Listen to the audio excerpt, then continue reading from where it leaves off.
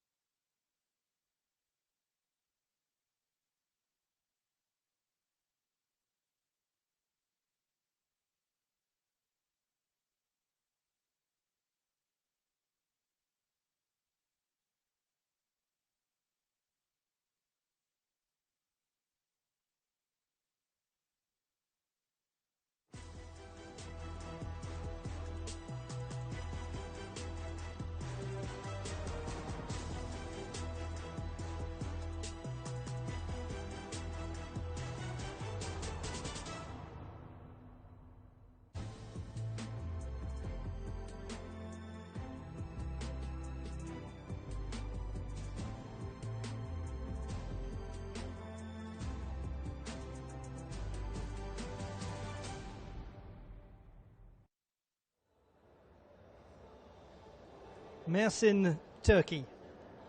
The shores of the Mediterranean Sea and the cradle of European civilization. A place where history has been being written for thousands of years. They say that the ancient Greeks created the sport that we now call gymnastics. Well, the Greeks knew this part of the world very well.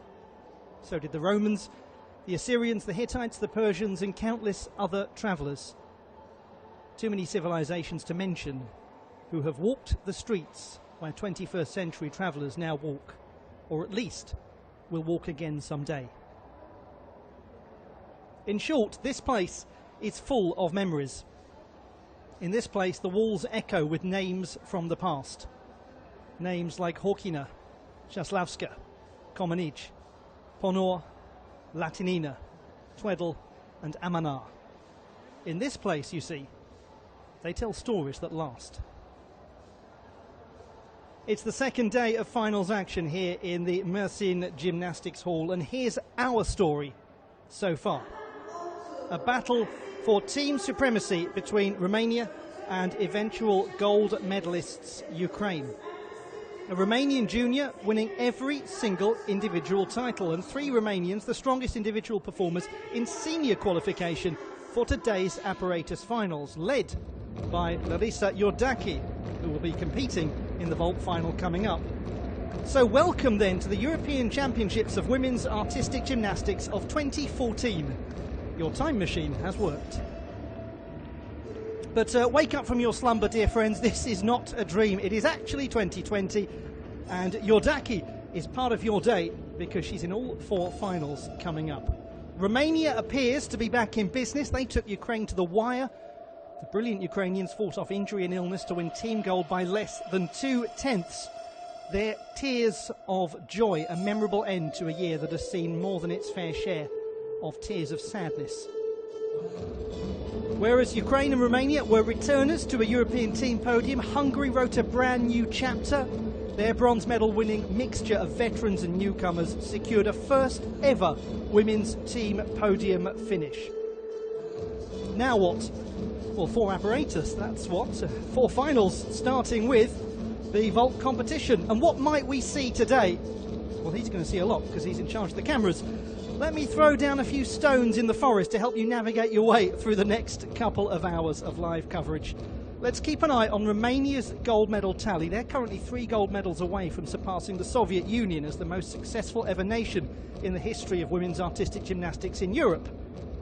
Team leader Larisa Iordache is a gold medal away from equaling the totals of Simona Amanar and Beth Tweddle. Hungary has only won 3 gold medals at the European Championships, but come in today as top qualifiers in 50% of the finals. Slovakia has never won a European Championship medal. They have the second strongest qualifier on uneven bars. So are you ready, therefore, for a little modern history? Because you might be about to get it. Time to be immersing ourselves in Mersin. Ollie Hogben here, bringing you all of the action.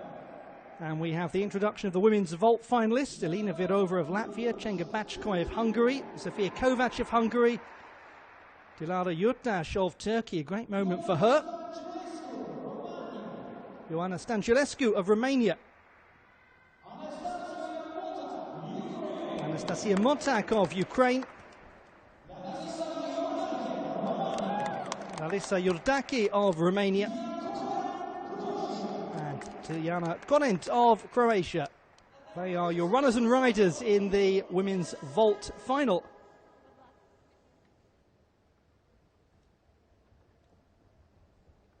So let's just take stock of what is about to happen.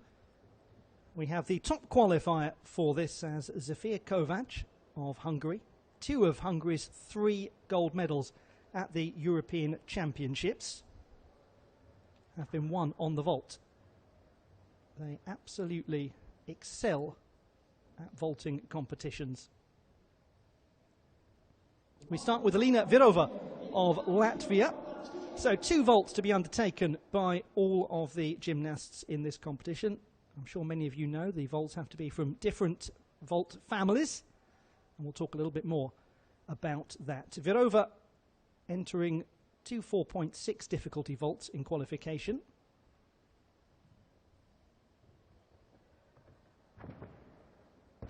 Vault that we expect to see Quite a lot in this competition is the full twisting Yurchenko vault. There are a couple of gymnasts who have a more complex form of that vault, which we'll come to. But Virova has got a lot of tidiness to the way she vaults.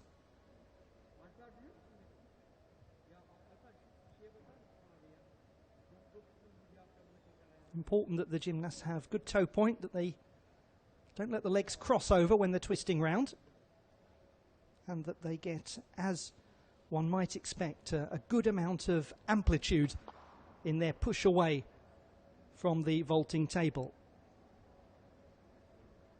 It's that sweet spot of almost the 45-degree angle of trajectory and height. There's X-axis and Y-axis, as it were. So 13.4 first vault for Virova. That's down by less than a tenth from her qualification mark. She did come into this as the 7th strongest in qualification. Had a super year last year, Virova. Marked her 17th birthday competing at the European Games. She carried the flag for Latvia at the closing ceremony. And she was the second reserve for the floor final at the European Championships last year in Szczecin. So nice to see her in a final. Little bit piked as she landed that handspring front pike half. Fault that carries with it a 4.6 difficulty tariff as well. Won her first international medal a couple of months ago in Hungary, balance beam silver in Szombathely.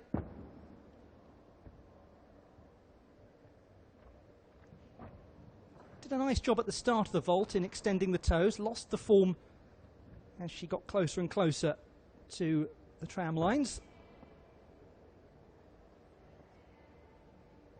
Bit of leg separation. And then the step forward will, as I'm sure you can imagine, carry a deduction with it.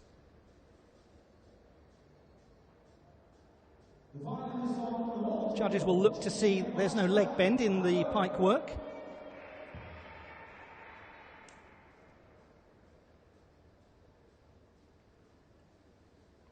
So a 13.1 leading to a 13.25 for Virova. So she's down a little bit from her qualification mark by a tenth and a half, as we now have a look at Csenga Bácskói, Hungarian gymnast, fourth strongest in qualification and an accomplished vaulter. Now she's already 4/10 of difficulty up on Virova's first vault, if she's credited. And that's always the caveat. I'm sure many of you remember her performances at the Youth Olympic Games in Buenos Aires. A little bit of a jarred landing, one of those situations that gymnasts sometimes say the ground meets them rather than they meet the ground. Strong athlete though, she composed herself well, could easily have overbalanced as she landed there.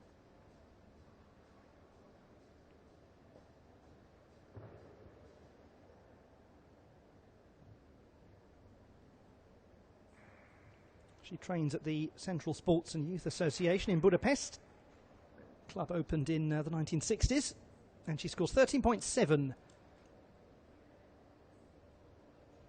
And again, much like Virova, she's down by just under a tenth from her qualification mark. And I'm sure it goes without saying for many of you, but the qualification scores do not carry over. Second vault for Bácskói had a more secure landing.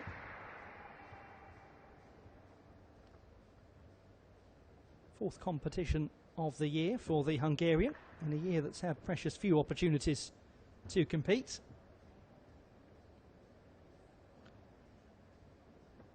When you think about Hungarians vaulting at the European Championships, invariably you think of Boglárka Dévai in Glasgow in 2018. Still, I think one of the most emotional reactions to winning a gold medal that you'll ever see. especially because it took about 30 minutes for her to finally get confirmed as the champion. I think she was the first to vault in the final, and Bachkoy said that was the moment that led her a couple of months later to go off to Argentina and take the Youth Olympic silver. 13.65, 13.6 for the second vault, so her average score takes her into the provisional gold medal position.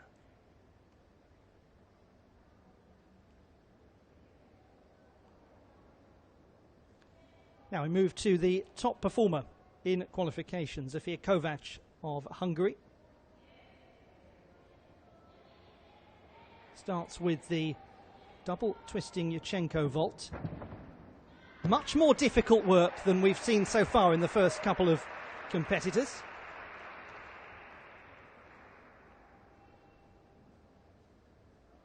That 5.4 difficulty score, one of the reasons for her scoring 14.533 in qualification. I'm sure you can see she's quite heavily taped up just to guard against any further strains in this competition.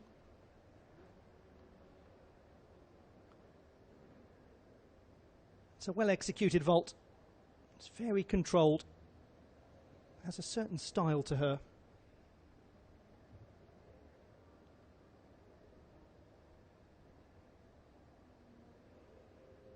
Making sure that she extends the feet, points the toes. 14.35. So the execution there just down a fraction from qualification.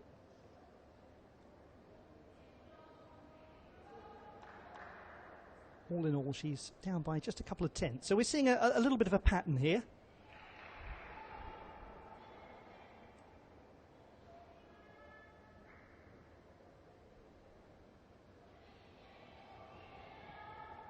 Now there's room to make up a little bit of ground here for Kovac in terms of execution from qualification. She had an 8.766 for that vault in qualifying, so let's see if she's managed to regain those lost tenths with that work there. Got her form back after maybe a slightly uneasy takeoff. And if it sounds as though I am being overly pedantic, I always refer you to the fact that the judges are there to start on 10 for execution and just find those tenths here and there.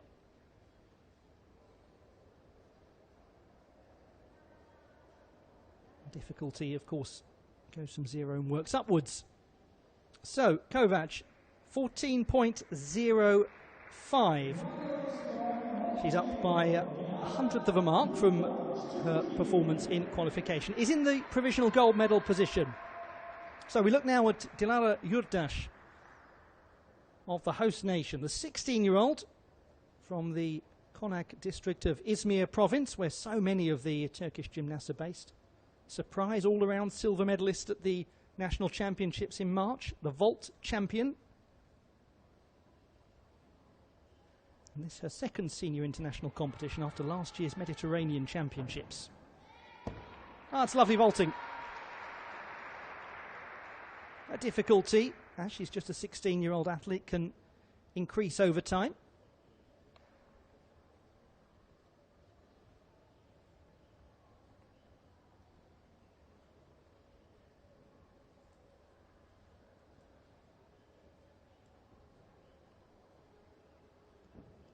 It's always an enormously emotional moment for an athlete, making an individual final in their home competition at continental level.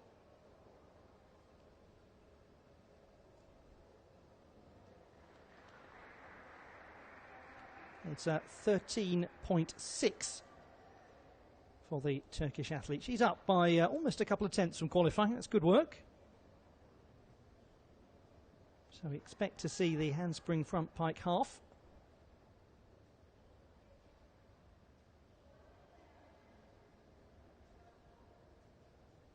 Just to refer back to Kovac, she did gain a couple of tenths back from her second vault in qualifying. Hops to the side but controls it well, and Dilara Yurdash can be very pleased with that performance. Her first senior European Championships. She competed at the junior competition in Glasgow in 2018, that lovely competition at the wonderful Hydro Arena.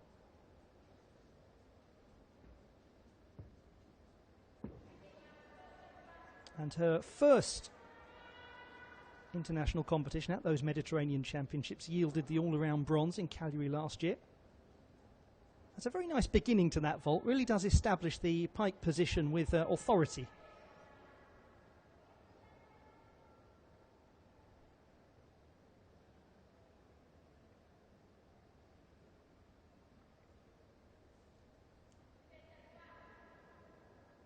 .35 for that vault, leading to a 13.475. And that puts the Turkish athlete in the provisional bronze medal position as we reach the halfway mark. So as things stand, Kovac, Bachkoy and Yurdash, Hungary, Turkey. Now the first Romanian athlete, Ioana Stanciulescu. Another of the athletes with the double twisting Yurchenko. She took a 0.3 penalty in qualification for this. Didn't quite get her landing right, a little bit on the low side. A lot better on that occasion. So certainly expectation of a stronger execution score and no penalties for going out of bounds. Sixth strongest in qualification, but potential to move and shake. Doesn't she snap into the toe point nicely? The apex of the vault.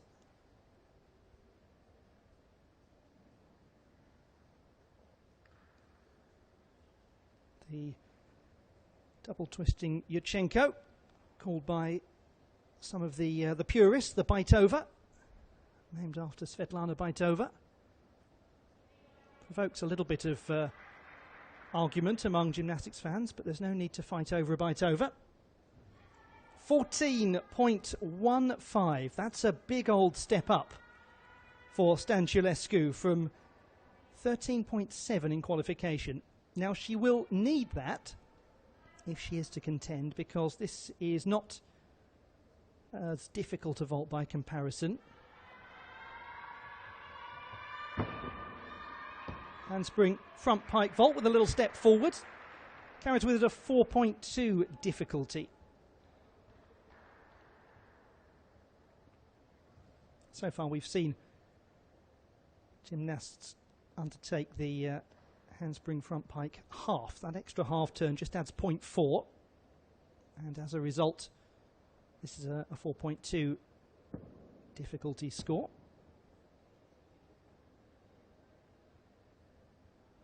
So it'll be interesting to see whether Stanciulescu has got the combined difficulty to push up onto a podium place.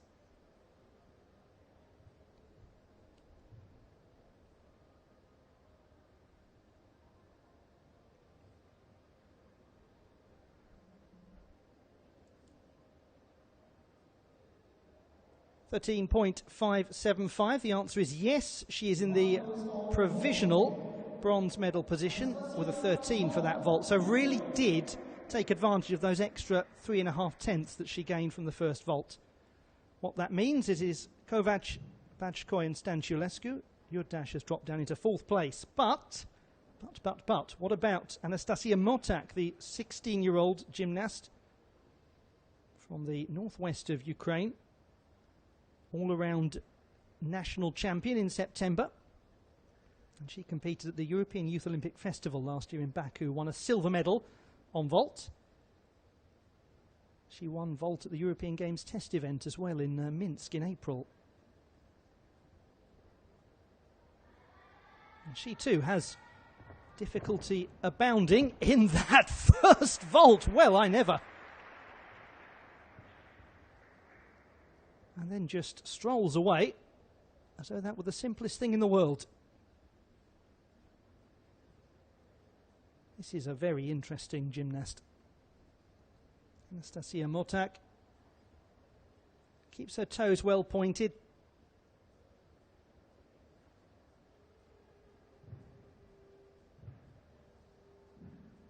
Doesn't perhaps quite have the sort of heel-to-heel tidiness of some of the other vaults we've seen, but there was a great authority in the way that she landed.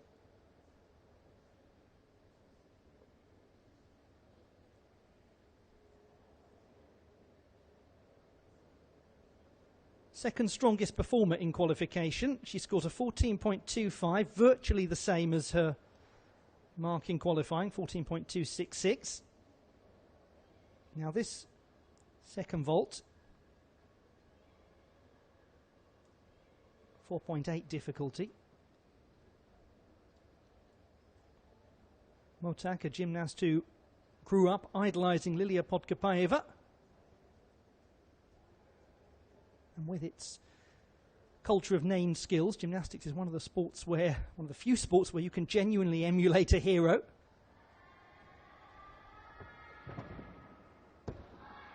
She again has a sense of assurance in how she lands the vault. Again, there's a little untidiness in some of the form mid-flight.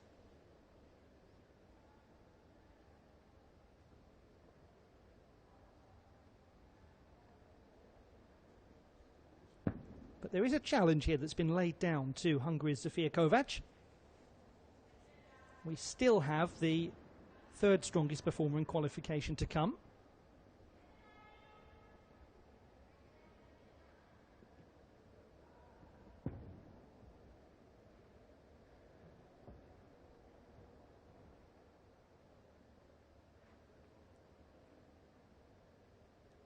Just a little bit arched as she went into the apex of the vault.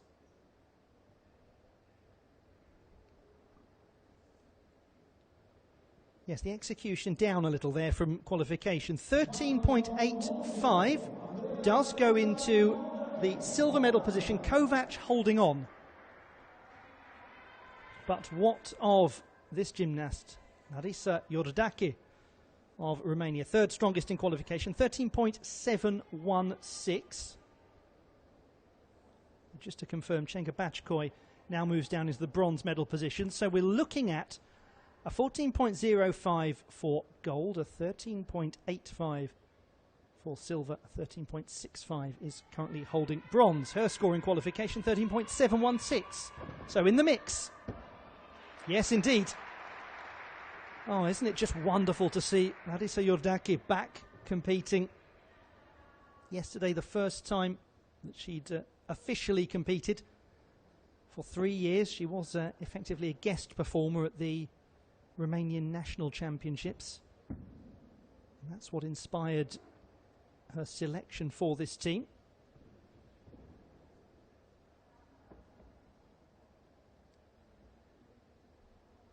Now, her landing of this in qualification was more than a touch on the unsteady side. I'll leave it up to you to decide whether this was steadier. Her execution was 8.533. There is room for a little bit of a pickup here on execution score.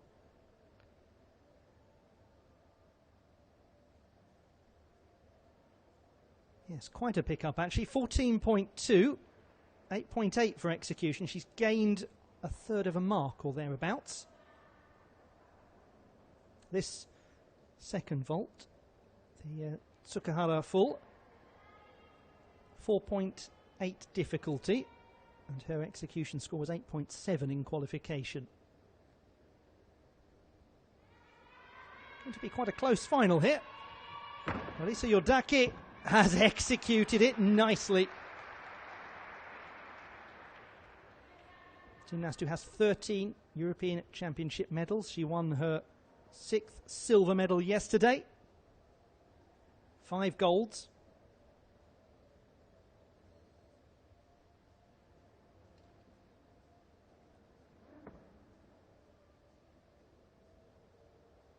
Yet to be a vault champion at continental level.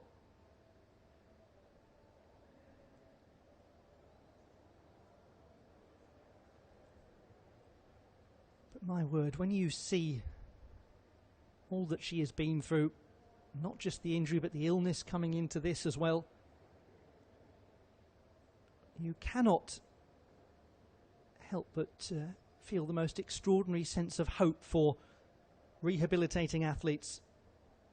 If she can do it, then goodness knows who else can. 13.875.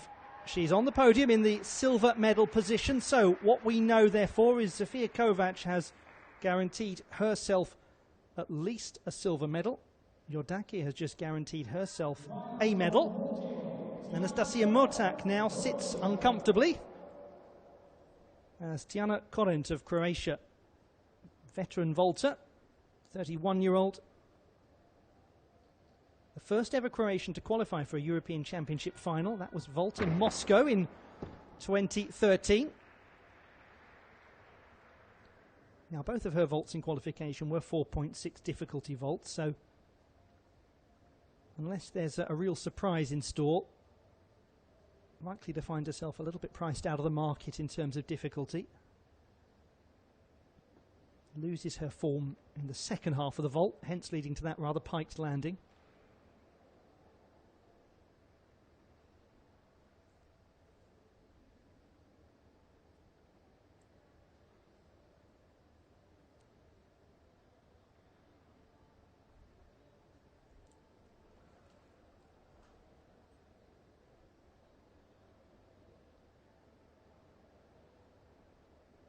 So at the moment, Kovac, Jordake, Motak, those are the current standings. What about the current standings? 13.2 for her.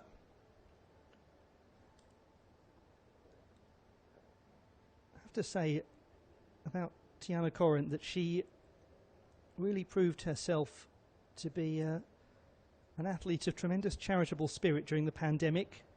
Come back to that in a moment and what she's been up to. That's a nice second vault. Yeah, she's a trained accountant. She volunteers at a cat shelter, and during the pandemic she sewed and distributed masks, which began as an enterprise just to help her colleagues at the cat shelter. It then led into something bigger, and she really started to industriously work to help safety in her local community. She's a trained coach as well, like a lot of gymnasts are after they've been competing for some years, and a trained judge. She knows the code of points impeccably well. And she has 18 times been a national champion. Remarkable, including the vault title last year. Korent goes into 8th position with 13.225, and as a result of that, there is a glorious moment for those of you out there who are fans of Hungarian gymnastics, because it's another vault gold for Hungary, following in the footsteps of Adrian Varga in 1998, of Boglarka Devai in 2018. Here in 2020, it's Zofia Kovac who wins Hungary's 4th ever gold medal at the Women's European Championships of Artistic Gymnastics. All-around silver medalist in Romania in 2017.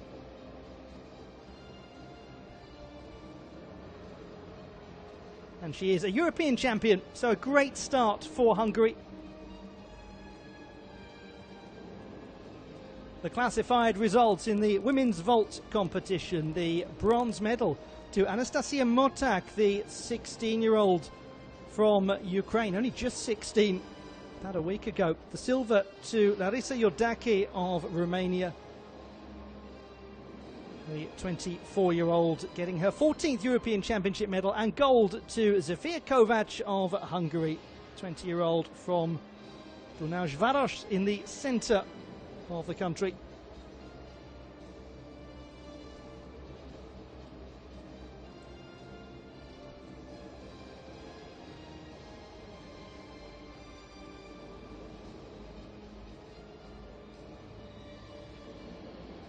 A look back at how Anastasia Motak secured the bronze medal. First continental honour for her. Not for her, yet another for her. 2 silver medals in 2 days for Larisa Jordake. Welcome back. And welcome back a vault champion from Hungary. The third to do so. Zofia Kovac. Oh, they do produce some wonderful vaulters in women's artistic gymnastics in Hungary. And we shall have, in just a moment, the victory ceremony for that vault competition. And it gives us just a moment to pause and think about what is to come. Well, not really. It gives us about 10 seconds to pause and think about what is to come, because, my word, they've got those medalists there quickly. It's now time for the victory ceremony in the women's vault competition at the 2020 European Championships of Women's Artistic Gymnastics. And welcome to continental podiums, Anastasia Motak, bronze medalist. Once you get back on a podium, you often stay there. Larissa Iordache, the 24-year-old from Bucharest. She takes her 14th European Championship medal.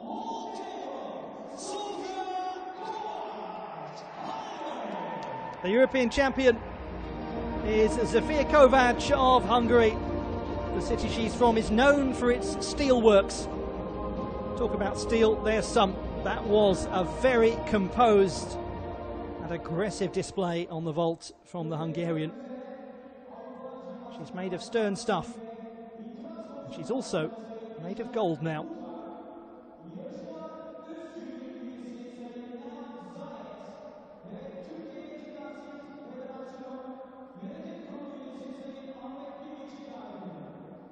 So the medalists present themselves with their honours. Fitting celebration of their work. And we now hear the national anthem of Hungary.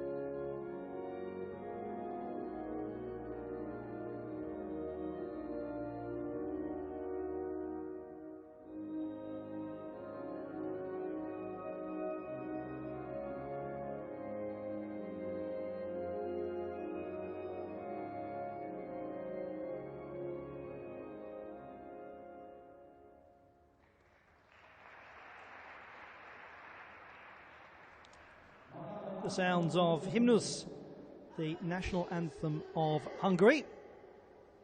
Music written by Ferenc Erkel in 1844.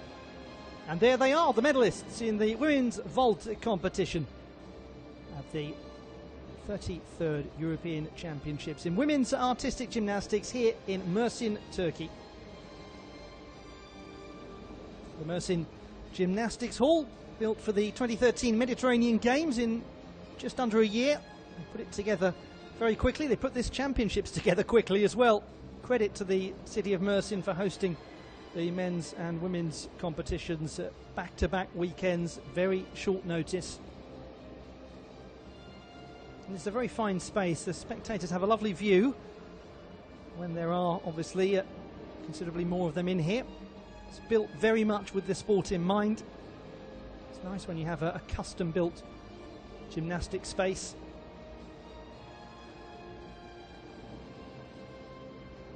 It allows for good TV positions as well for the cameras.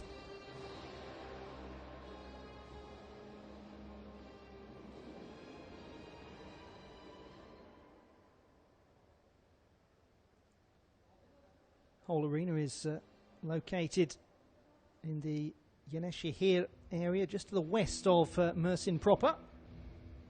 Very close to the coast. About a quarter of the residents of Mersin live in this part of the area. It's right by the University of Mersin as well.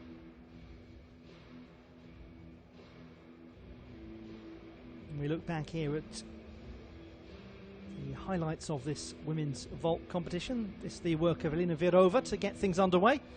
Not the easiest job to start the first apparatus final of the day.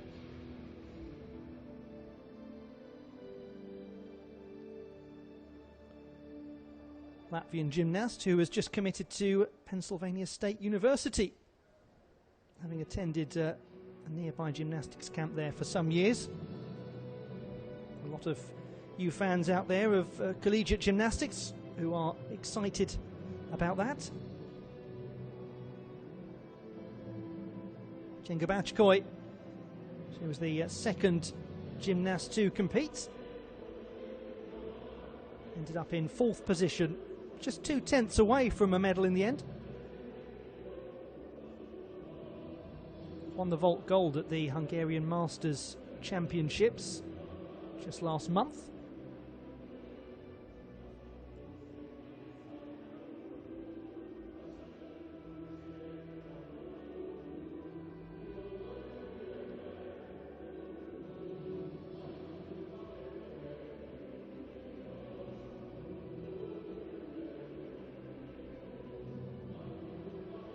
And then the performances of the champion Zofia Kovac. Has had a really good last couple of months of competition. It's all coming together here at these European Championships. And we are to see her in just a moment in the uneven bars final, where she is also the top qualifier.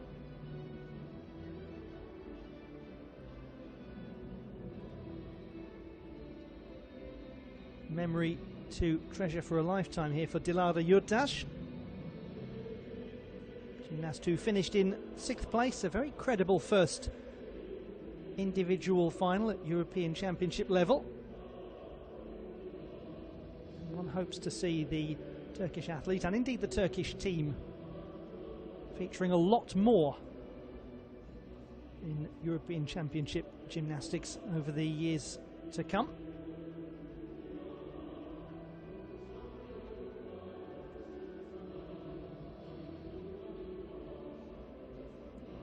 Ioana Stanculescu, she was in 5th position, having moved up a place from qualification. Gymnast who was a junior European champion on the floor exercise in 2018 in Glasgow.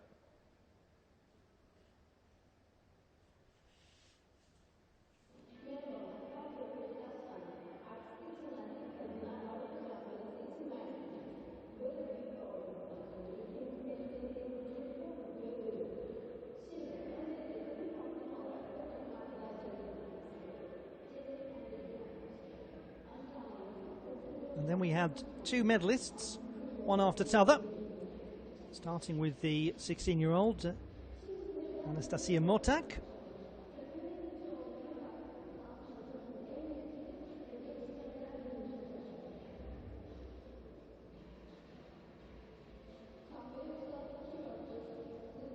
Never the easiest thing, is it, for an athlete when they're moving into their first year as a senior, battling with this degree of disruption.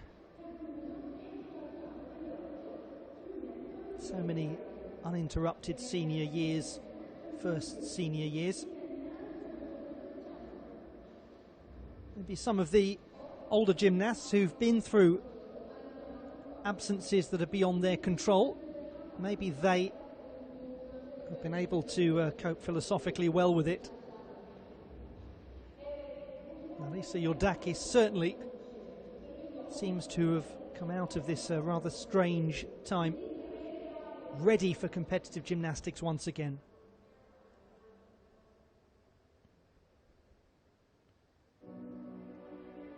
She's had Olympic Games blighted by injury problems.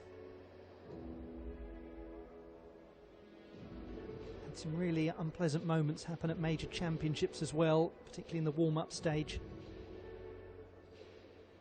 And the competition concluded with Tiana Corrent regular performer in World Cup and World Challenge Cup vault finals.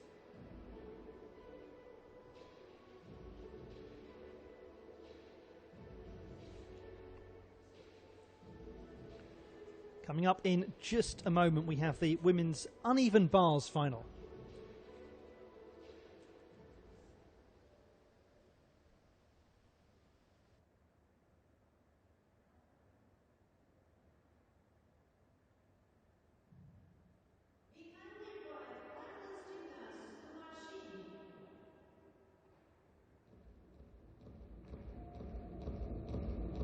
The start list for the women's uneven bars competition. 2 second strongest qualifiers going one after the other. Barbara Mokasova of Slovakia and Larisa Iordache of Romania, 5th and 6th in the order. They both scored 13.566 in qualification with the same execution and difficulty. The last gymnast to go, Zofia Kovac, the top qualifier. And she has, of course, just won the vault title. Welcome to the Mersin Gymnastics Hall. If you're just joining the action now, you've missed a very entertaining vault competition. Hopefully you'll get the chance to go back and watch that. But you're just in time for the women's uneven bars final. And we'll have the introduction of the competitors.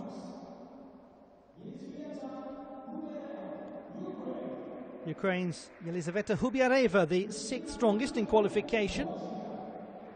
Kristina Zvika of Croatia, the 7th strongest in qualification.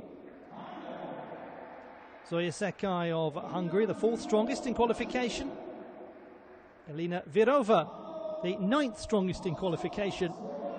Joint 2nd strongest qualifier, Barbara Mokasova of Slovakia, along with Larisa Iordache of Romania. Same score for them.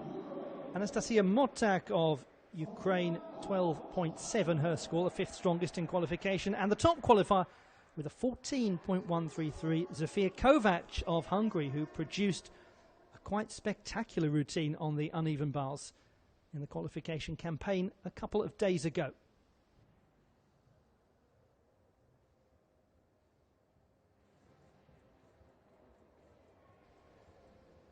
We begin the final with the 16-year-old from Donetsk in Ukraine, who competed at the Junior World Championships in Hungary last year. All-around bronze medalist at September's National Championships, after a junior all-around silver last year. Her mother, gymnastics coach, who became her first coach.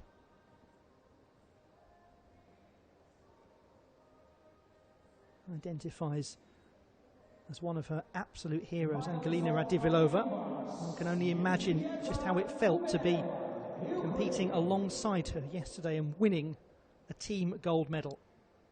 Here is Yelizaveta Hubiareva of Ukraine, the 6th strongest in qualification, 12.666 her score. However, she had a 5.7 difficulty.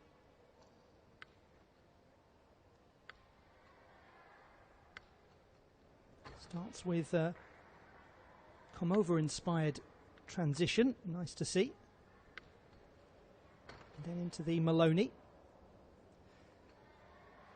Now she's had to take a lot of intermediary swings there. Ideally would have, I think, moved straight from that Maloney into the Ginger.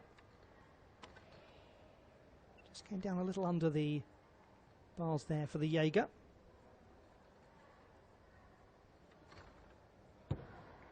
Double tucks nicely into the dismount. Just some issues in the middle of the routine there from Hubiareva. I just remind you that the execution score in qualifying was 6.966. When it comes to the difficulty, which was a 5.7 in qualification, certainly would be relying on the connection of the Maloney to the Ginger. Use that Komova transition, which we saw just a moment ago. A couple of different ways of doing that, depending on whether you put a turn in or half turn in or not.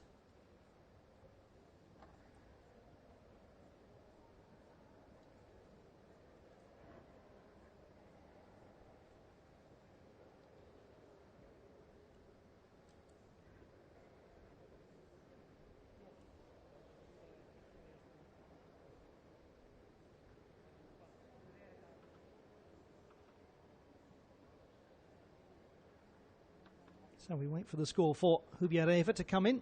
Gymnast who is an accomplished musician. She's a very keen singer.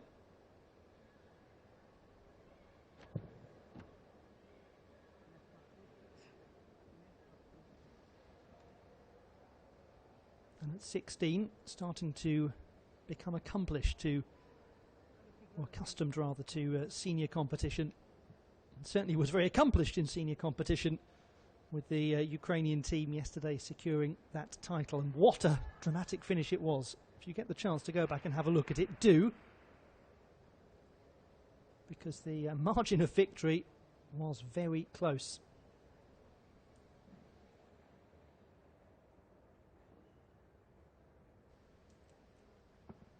.35 for her. Her difficulty down by a couple of tenths from the qualification mark. Overall score down by 3 tenths. We go to Croatia's Kristina Zwicker at 18, a couple of years older than Hubiareva. Third consecutive European Championships.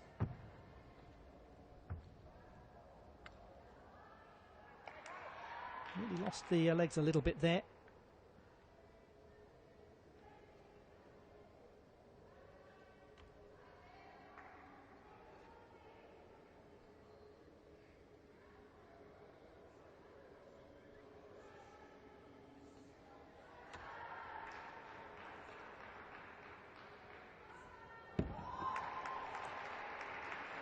So Kristina Zwicker, 7th strongest in qualifying with a 12.6 score. She was a silver medalist on the uneven bars at last year's national championships.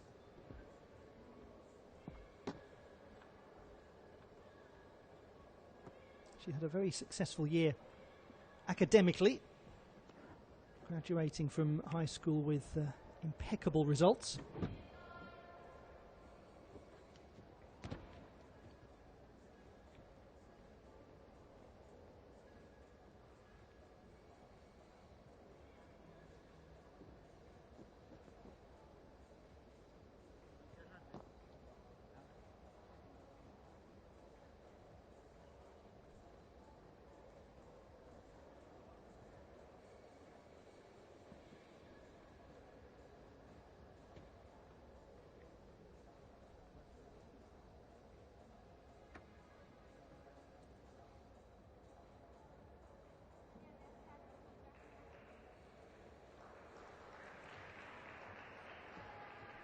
.55, so we have a new leader.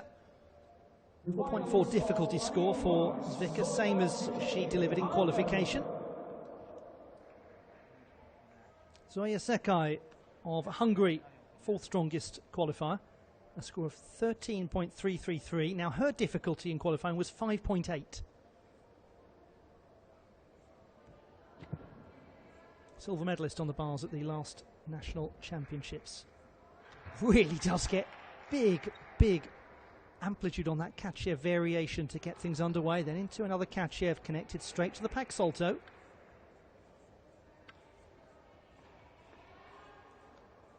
Maloney to the Ginger. That's where she had problems in Sombate, I think, on that transition. Ginger is nice.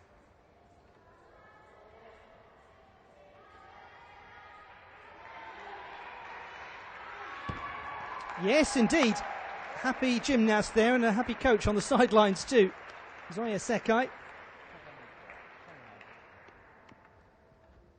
Some interesting inventive work going on in that routine.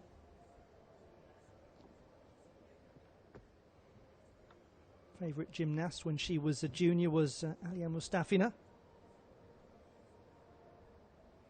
So fair to say that Sekai has studied the uneven bars over the years. Has watched some fabulous routines. She's a junior, or was a junior gymnast who had an enormous reputation for her desire to learn new skills, her desire to get things right. The way that she was intrinsically rather than extrinsically motivated.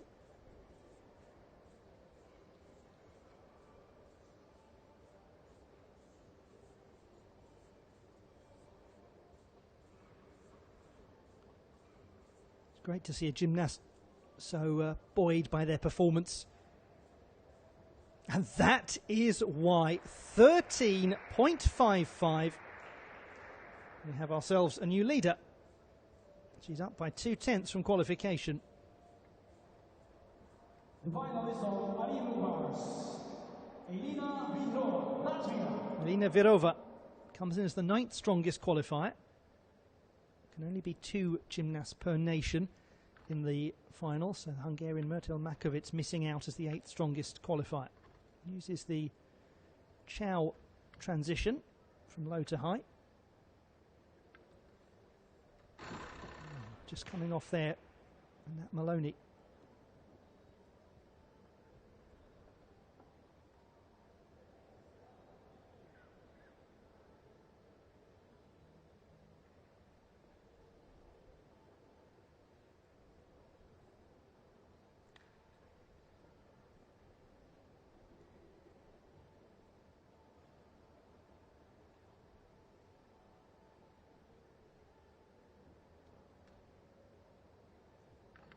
So the gymnast from Latvia, unfortunately, will concede a full mark for coming off the apparatus.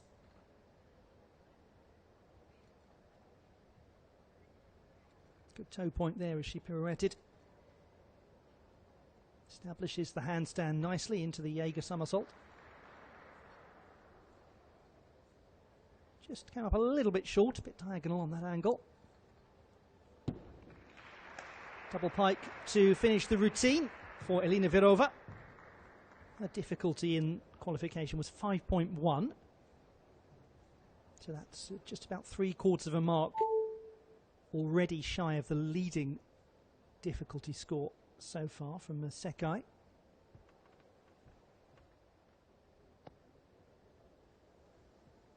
Best execution we've had thus far, Kristina Zvicka.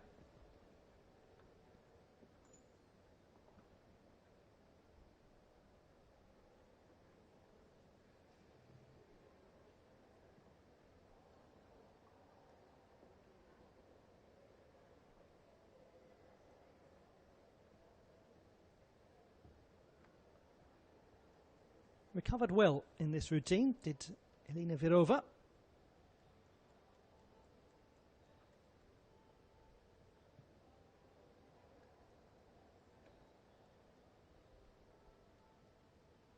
Well established at a double pike to dismount. Watching on there, we just saw Barbara Mokashova for a moment. More on her in a short while. 11.35. 4th position for Elina Virova. So Sekai, Zvicka, Ubarieva, 1, 2 and 3.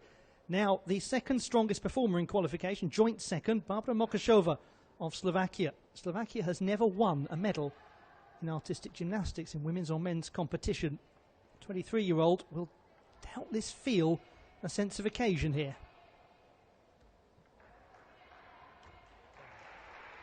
Some good work going on. Test is coming up now. It's okay. Yes, that will do, won't it? Barbara Mokashova, she beamed. She absolutely beamed as she landed, because that will keep her in contention. Has barely been able to take to the competition floor in 2020. Her 7th European Championships. She missed last year with a right ankle ligament tear. Only one that she's missed. She was out for about 9 months or so. Made her debut in qualification in 2013. And who was the top performer in qualification in 2013? Larisa Iordache. Who's coming up next? Oh, you know the rest of the story.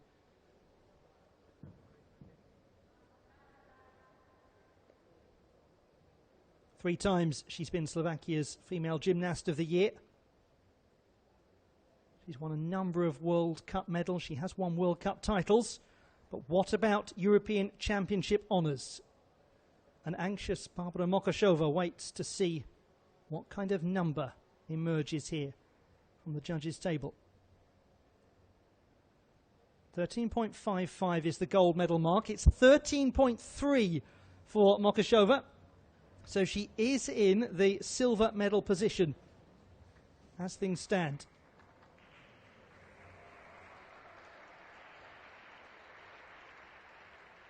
So, Sekai, Zvika, or excuse me, Sekai Mokashova, Zvika. And now we have Larissa Yordake. Like Mokashova, 13.566 in qualification. Starts with the Maloney transition. Kachev moves straight into the pack salto. Adds in the half turn to the Maloney, the Van Leuven.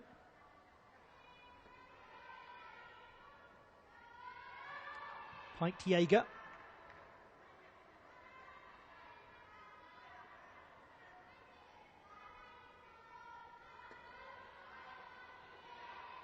Straight in there to her dismount. Very, very strong gymnastics from Larissa Yordake. Puts a full twist into the double tuck dismount. There is difficulty in this routine. What kind of number are we going to see? The leading mark at the moment, 13.55. We still have the top qualifier to come. So there's the Maloney transition. When the half turn is added, becoming the Van Leuven, a little more difficulty too. All of these moves, for those of you who are relatively new to the sport, they're inspired by the original Shaposhnikova skill.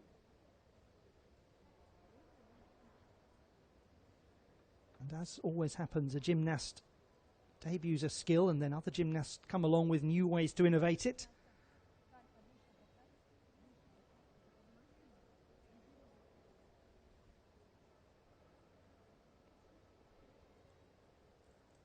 $14 medals now at the European Championships, 14 and counting. What more for Larissa Yordake? She's in the bronze medal position, 13.25. So there is now separation between her and Mokashova.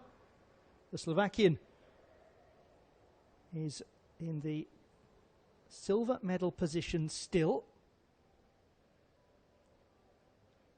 Still, Sekai leads.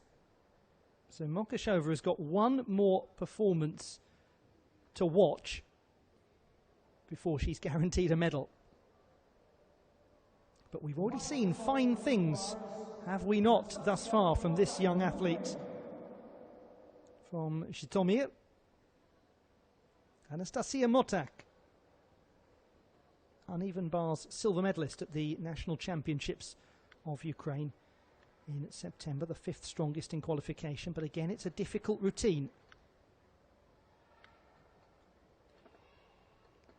Struggled to keep the form there with that half turn thrown in.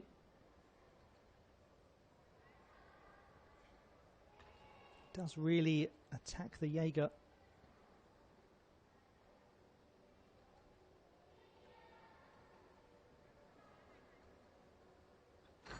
To the double layout dismount. Looked, I think, more secure in the landing than in qualification. Was a little bit piked in quals.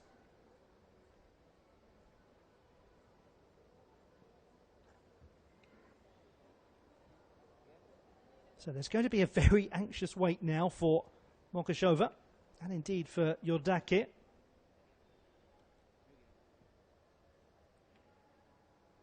The score in qualification was 12.7 for Motak. So a pronounced improvement of half a mark or so is required to be in contention.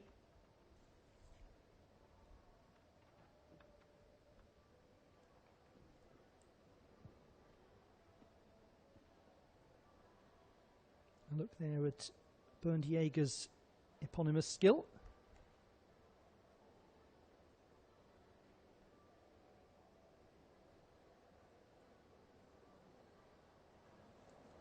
Almost for Motak, 13.25. And just to give you clarity there on the separation between her and Yodake, both having the score of 13.25. It's gone down to the execution tiebreak. Execution outranks difficulty, and consequently by 2/10 Yodake holds on in the bronze medal position, and it means therefore that we've just had a bit of history. Barbara Mokashova of Slovakia has just won her nation's first ever medal at the European Artistic Gymnastics Championships. If you're watching this in Slovakia, raise a glass. Zofia Kovac, top qualifier, already a European champion today on the vault.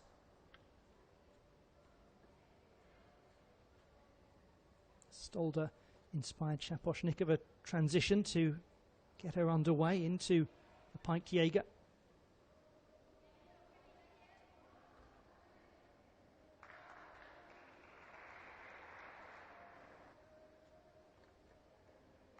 Some nice varied transitions from low to high going on.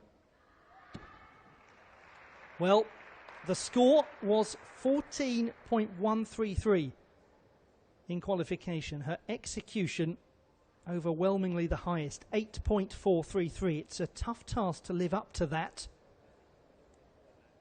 when it comes to the final. So we just remind ourselves of how things stand. It is a guaranteed gold medal anyway for Hungary, because Zoya Sekai is in the lead. So what a championships this is for the Hungarian team.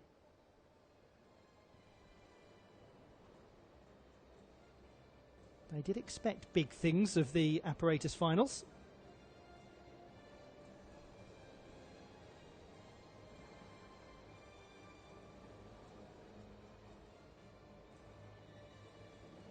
The Stolder transition from low to high, most associated by many with the gymnast Amy Chow.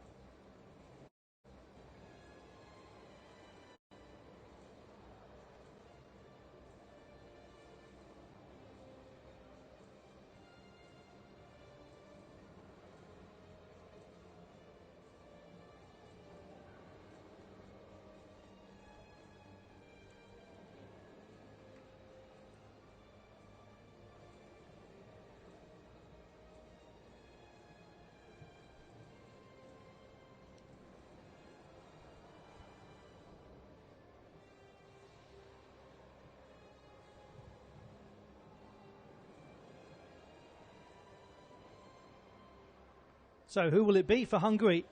Sekai or Kovac?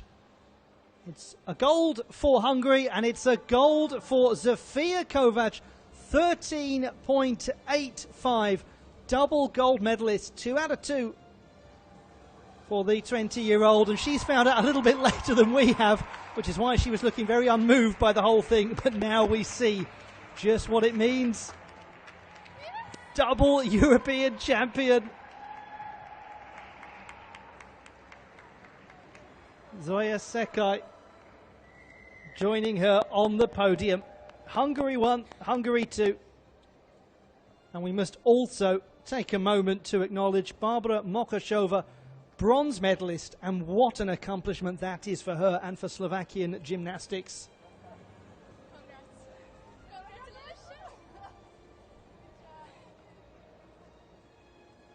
Oh, the reaction of a hugely experienced gymnast, Mokashova. And it's now just hitting her. I know she's in the background, but in Slovakian gymnastics, she's in the foreground right now. That is what you call a delighted set of medalists. She's done it again.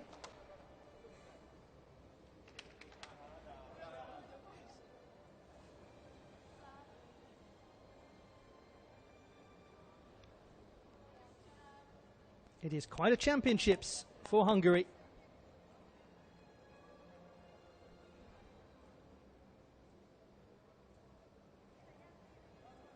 The classified results in the women's uneven bars competition. Barbara Mokashova of Slovakia, history maker, taking her nation onto the podium for the first time at continental level.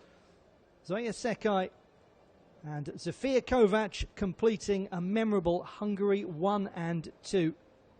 Kovac, a double European champion here in Mersin. And Sekai, a great display from her, improving upon her performance in qualification and proving almost impossible to beat until the very last performance.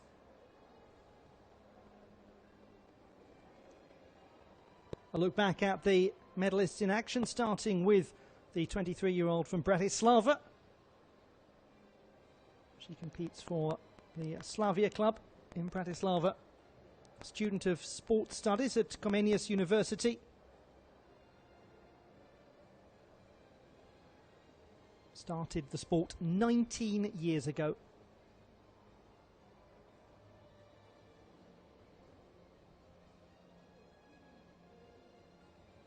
She's been a finalist on many occasions, particularly in all-around competition at the European Championships and the European Games, but now she is an uneven bars medalist. From one gymnast who held their nerve to another, Zoya Sekai. 17-year-old from Budapest. The reigning all-around national champion and the silver medalist on the uneven bars, matching that performance at continental level.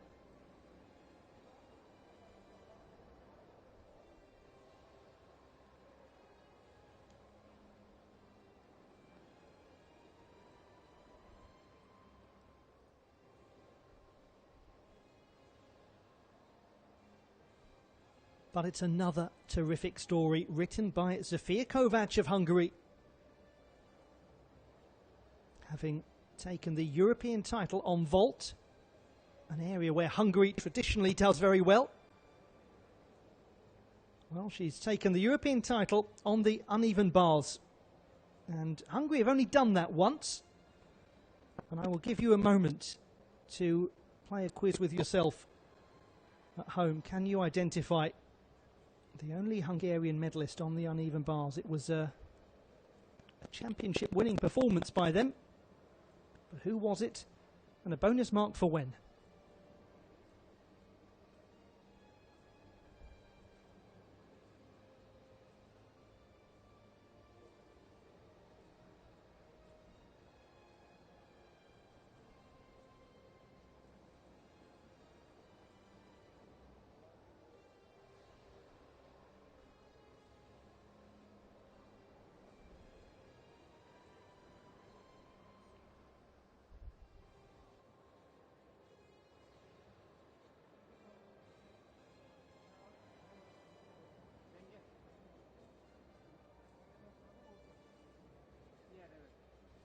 Well, we shall have the victory ceremony in just a moment for the women's uneven bars competition at the 33rd European Championships of Women's Artistic Gymnastics. And then we move to the balance beam final and we conclude our coverage, as is tradition, with the women's floor exercise.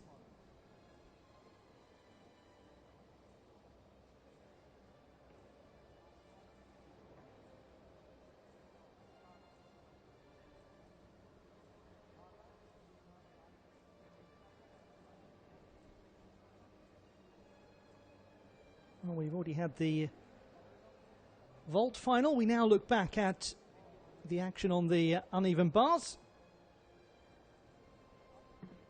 Started with Elizaveta Hubiareva, gymnast who finished in 7th position. She walks away from this whole business as a European champion with the Ukrainian team.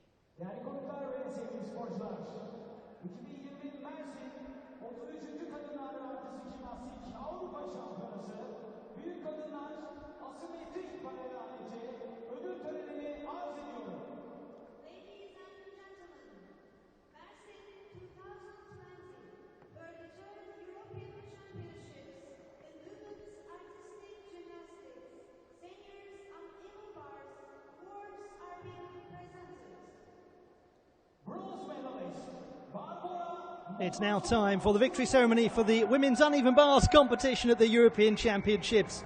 Barbara Mokashova of Slovakia takes the bronze medal. There's always a successor, there's only one first, and she is it. The first from her nation to win a medal at the European Artistic Gymnastics Championships. Zoya Sekai of Hungary taking the silver medal. The 17-year-old with a superb performance. She's really starting to look great on the uneven bars. But it's double gold for Hungary, courtesy of Zofia Kovac. It's double gold for her as well, and it's a first triumph on the uneven bars for Hungary since 1989, and Henrietta Onodi. It's her day now. Zofia Kovac is the champion.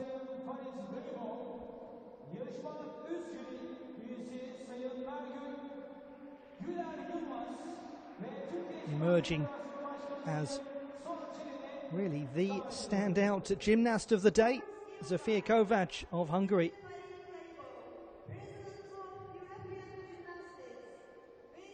But one just has to have a look at the expression on the face of Barbara Mokashova to see what that bronze medal means to her. Well, you should know the words by now. It's time for the national anthem of Hungary once again.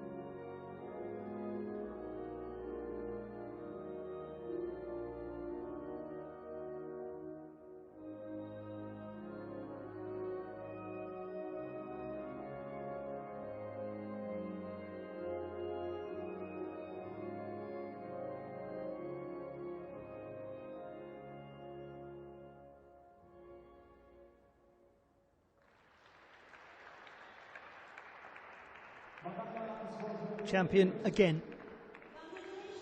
What an afternoon.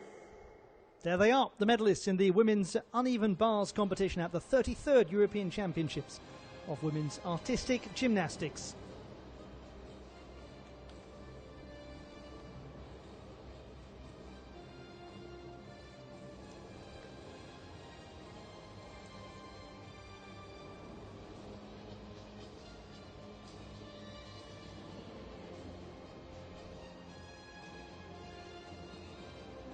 A very warm welcome to you. If you're just joining the competition, you might be watching this at a peculiar time of the day or night.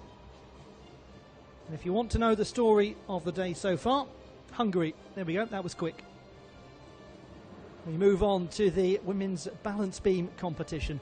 Holly Hogben here, bringing you all of the action from these European Championships. The third European Championships in very quick succession after the rhythmic gymnastics competition in Kiev and last weekend's men's artistic continental championships in this very building. The final bit of gymnastics action to close out 2020. We have ourselves a fascinating balance beam final, but not before we look back at some of the very finest moments from the women's uneven bars final.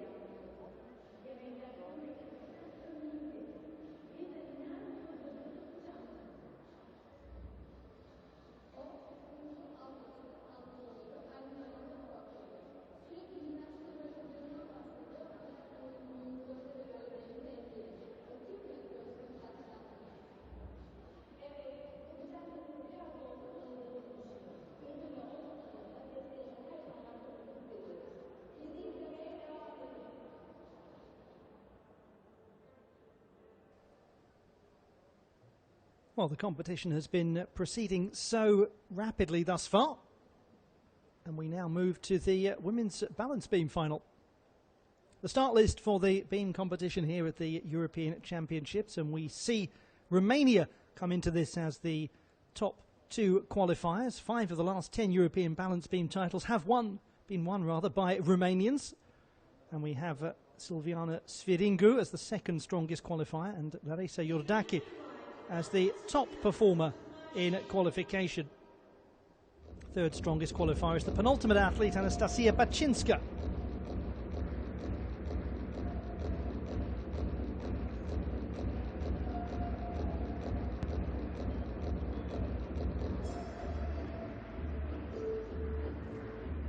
So out onto the competition floor come the competitors for the women's balance beam competition.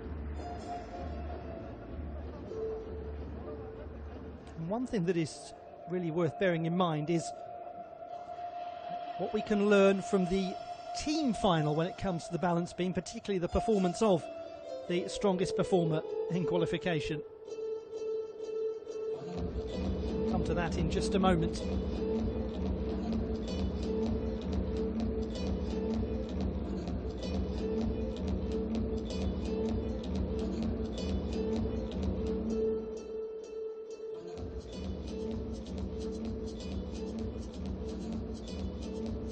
Super moment this is for Bilge Tarhan of Turkey, leading out the rest of the field, and quite a field as well, including one of those Romanians that have won 5 out of the last 10 European titles.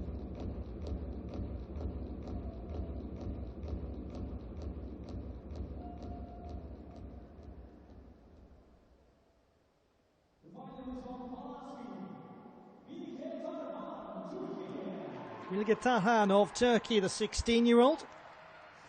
8th strongest in qualification. Silviana Sviringu of Romania, another 16-year-old. Joined by 8 years her senior, Larisa Iordache, the top qualifier. Elina Virova of Latvia, 18-year-old, 5th strongest in qualification. It's a great moment here for Elisa Hemele of Austria, the 11th strongest in qualification. Kristina Zvikwa of Croatia, the 10th strongest. Anastasia Bachinska of Ukraine, the 3rd strongest qualifier. Anastasia Motak of Ukraine, the 8th strongest in qualification.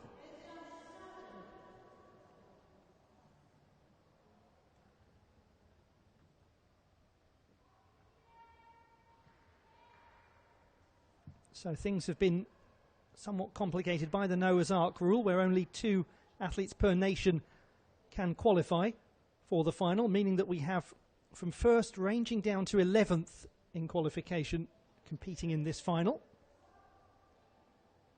But it's a balance beam final, so who knows?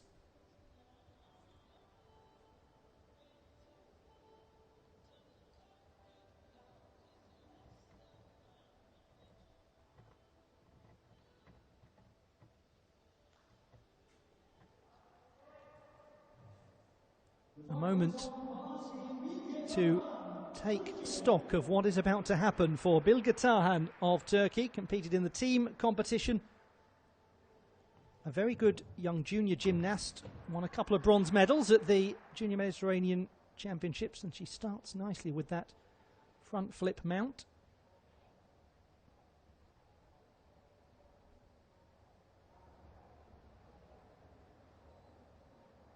Eighth strongest qualifier with 12.366. Layout was authoritative.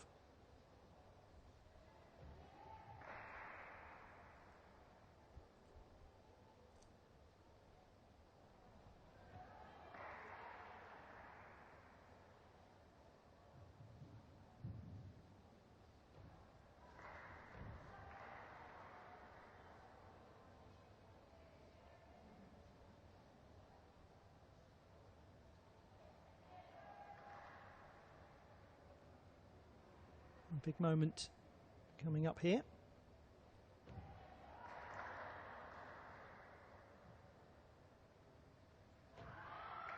Yes, indeed.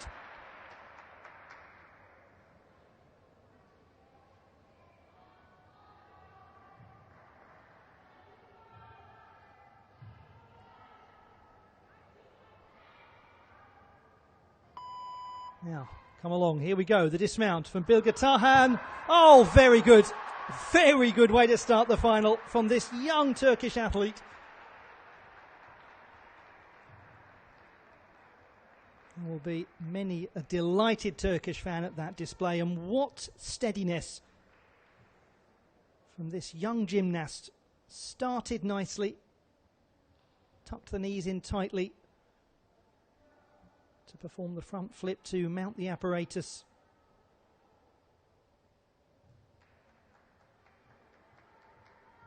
This was a composed display, delivered this work on her terms.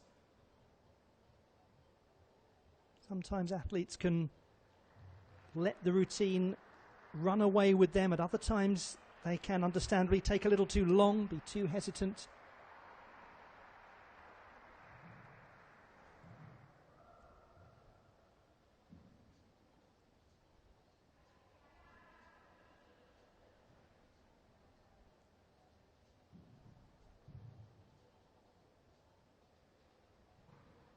The gymnast, who is from Bolu province in the northwest of Turkey, it's midway between Ankara and Istanbul. It's a very important staging poster, a mark on the map between two huge cities. Well, the first mark has been registered by her.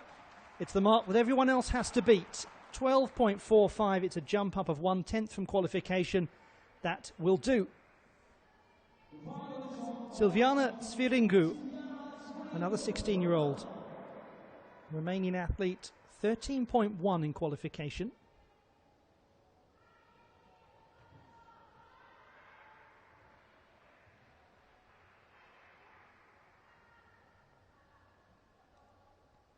Some nice workload to the apparatus.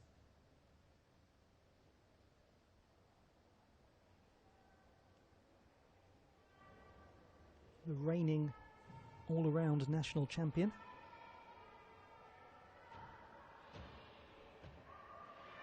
And that was confidently done.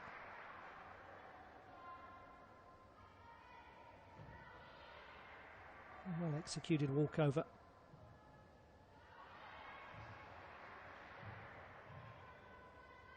A little bit of difficulty coming out of the illusion turn.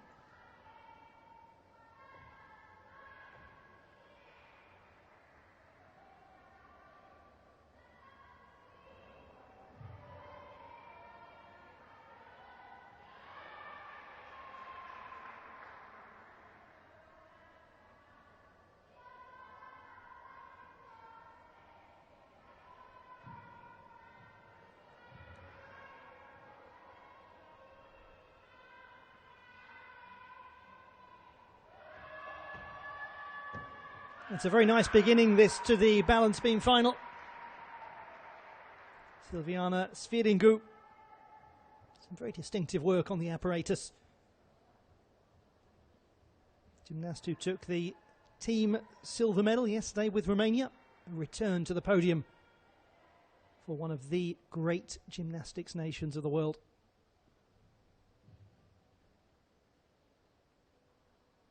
And the most successful nation still active, still competing at European Championship level. Soviet Union has won a couple more gold medals than Romania, but unsurprisingly they've tailed off a bit in recent years. So there is a possibility of Romania in time going to the top of the Women's European Championship medal table.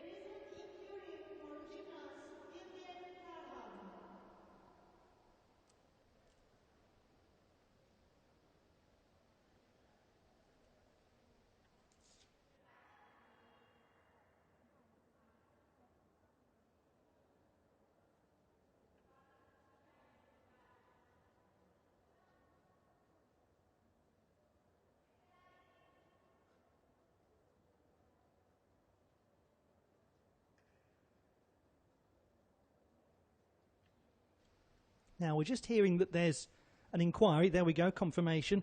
Bilge Tarhan. And I imagine the reason for that will be that she was given a 4.9 difficulty score and had a 5.1 in qualification. Yes, that's a very worthwhile inquiry to put in, actually.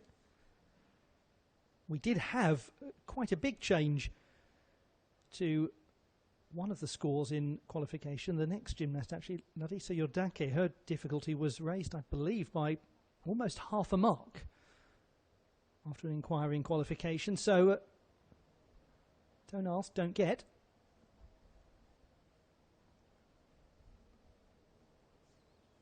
Worth remembering, senior international debut for Sviringu.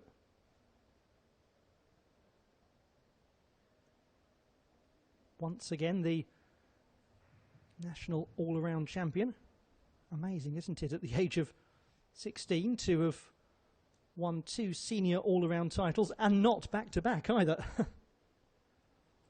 That is a very strong score. 13.8.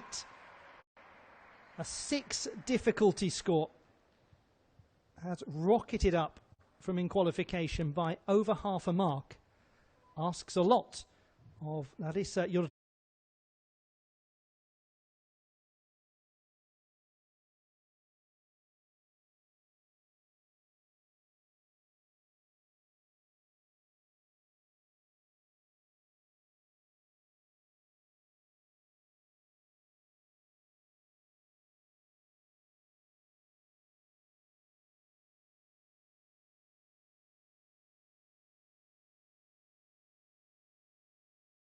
Now, we're just hearing there that, no, that is not the score for Larissa Iordache.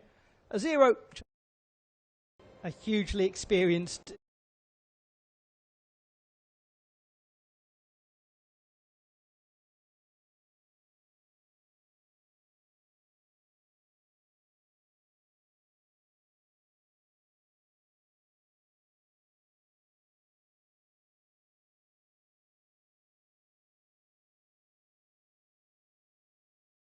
Iordache.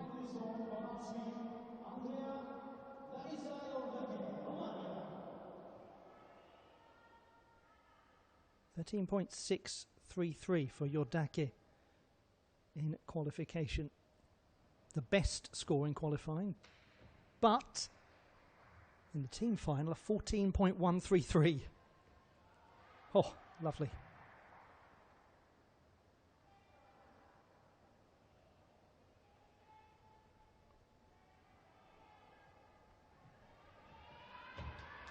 It's just so assured.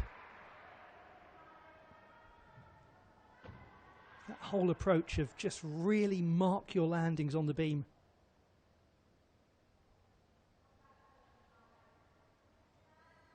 You tell the beam where your feet are, not the other way round.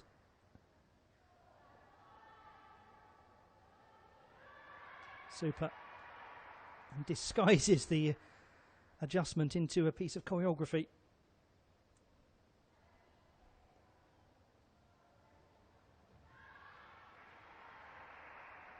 European champion in 2013 on this very piece.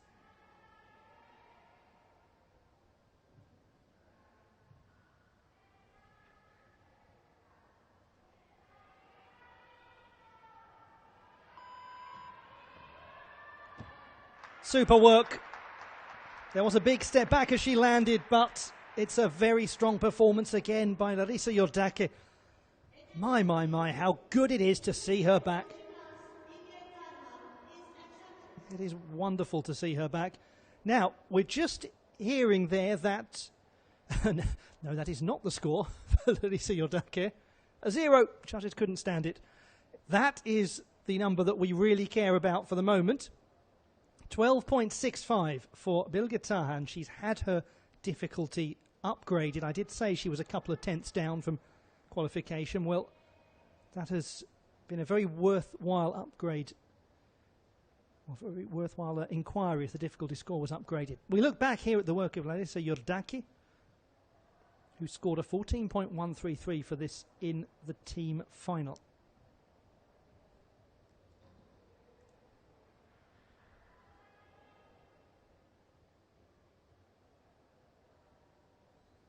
Just remind you that I'm sure many of you know she's had 3 surgeries performed on her Achilles. The latest in Austria at the end of 2018. She did say it was 50-50 as to whether she would come back, but in her own words, "I didn't choose gymnastics, it chose me." Beautifully put. Yes, there's always a place for Larissa Yordake.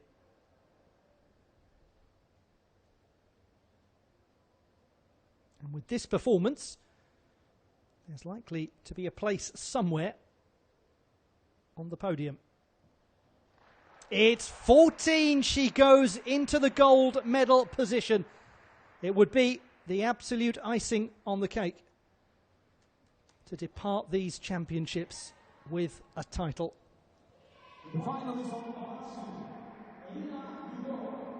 Well, we have had ourselves 3 quality performances, assured gymnastics. Here is Elina Virova of Latvia. Starts as Bilga Tarhan did with the front flip mount, and then she uses another right there.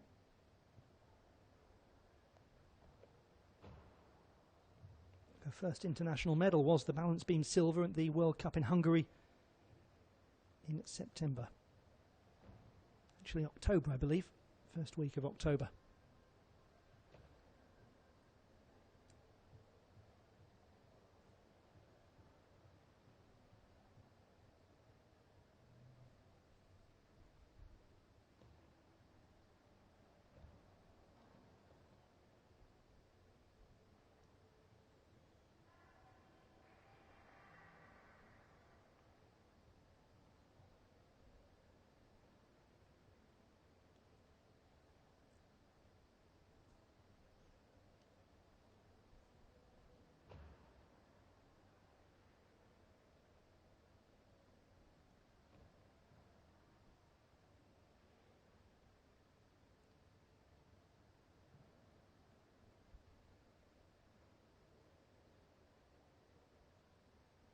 Now she was touch deep landing the dismount in in qualification. Not there.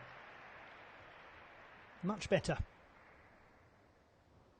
12.733 the score for Virova in qualification.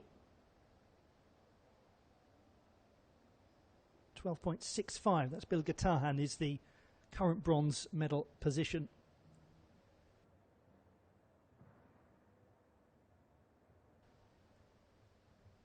While I reflect back on the men's pommel horse final, this time a week ago, where 8 gymnasts went up and we didn't have a single mark lost for losing contact with the apparatus. And thus far we are 100% in this balance beam competition.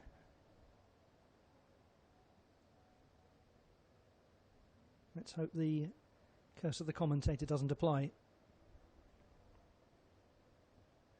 Worked well to get some height there, and again in her wolf jump.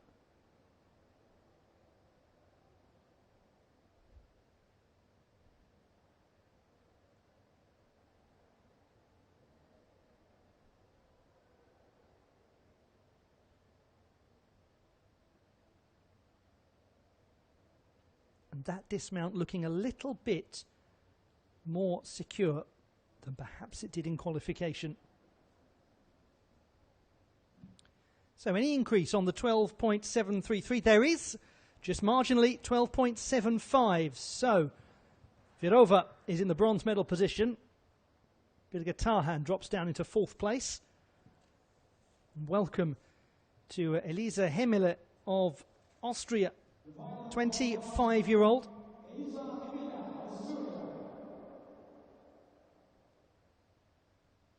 Breaking some ground here for Austria, competing in this apparatus final.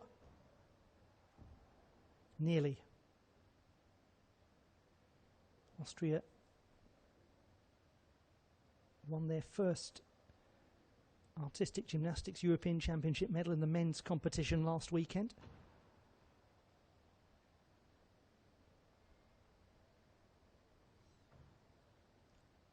Although she came off early on in the routine, one thing that's worth bearing in mind with Hemele is that having qualified for the Olympic Games. She's come here with a completely brand new set of routines. Nicely executed Corbett there. Especially on beam. This, more than any other piece, is very new for her.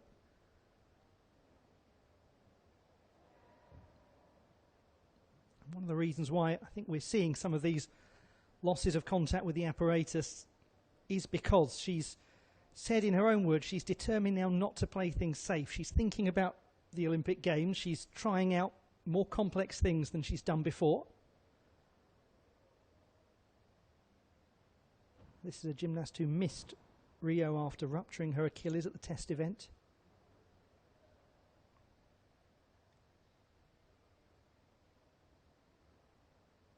She has some nice artistry to her work. Well, this is all part of the process for Elisa Hemile. Brand new routine on the balance beam, trying to increase the complexity of her work while still keep artistry front and centre.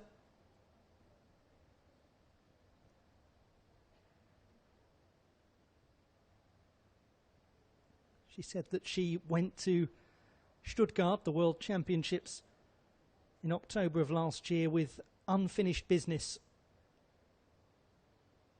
Said that injuries had blighted her so much, she'd made the decision she will retire when she chooses to retire. It will not be dictated by physical circumstances.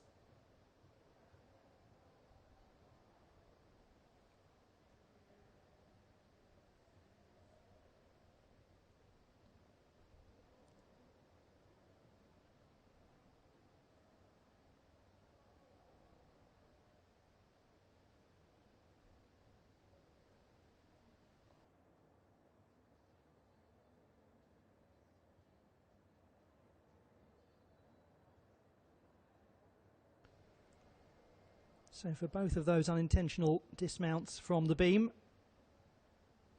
a couple of marks of deductions to be accumulated.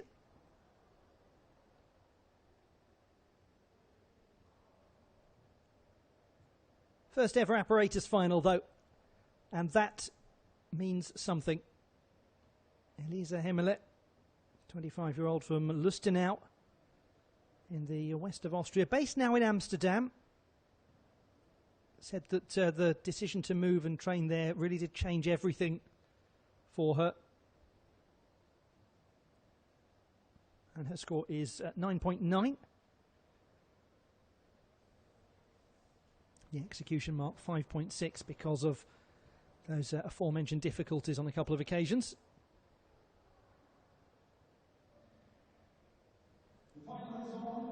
If you watched the World Challenge Cup in Szombathely in October, you will have seen Kristina Zwicker win the gold medal on the balance beam.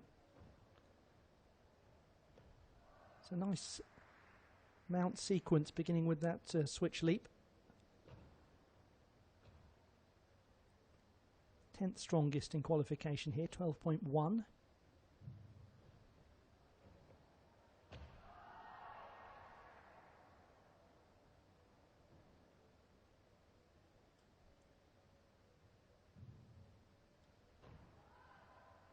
Very difficult, those straddle jumps, to keep your line completely precise.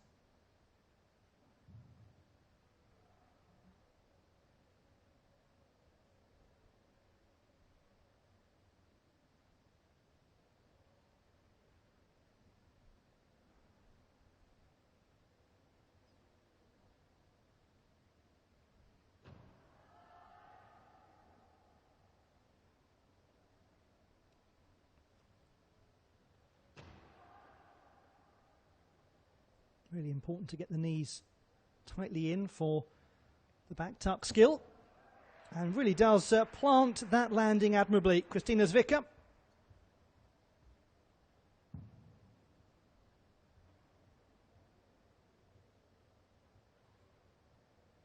She says that people are always surprised to hear that she's from Croatia. She said in her own words that if she wins, then people will remember where it is she's from. They'll start to associate Croatia and artistic gymnastics through her work. That's her dream. Took a big step to doing that when she won the balance beam title in Sombate. And it's been a very fine championships, both men's and women's, for Croatia. They had their best ever men's competition, coming away with 3 silver medals.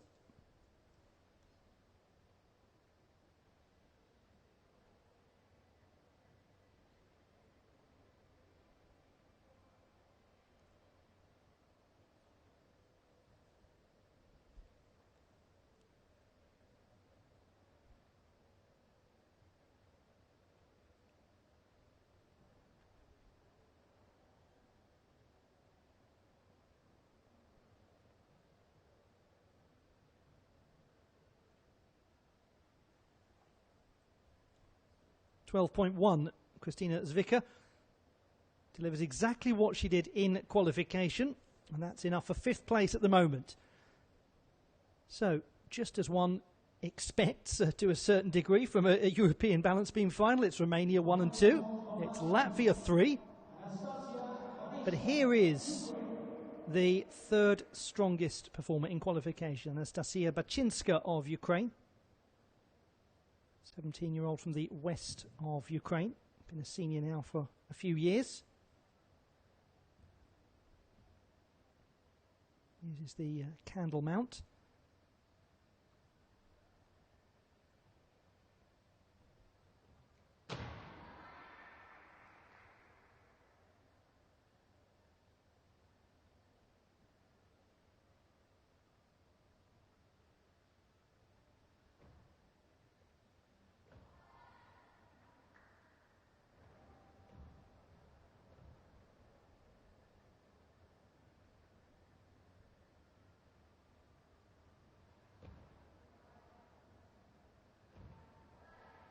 Struggling to keep the form there.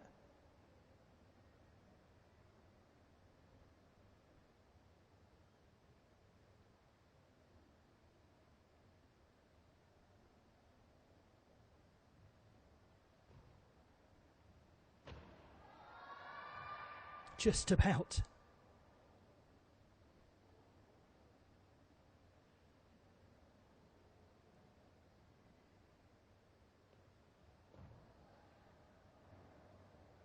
Difficult skill to try to get the back leg right up.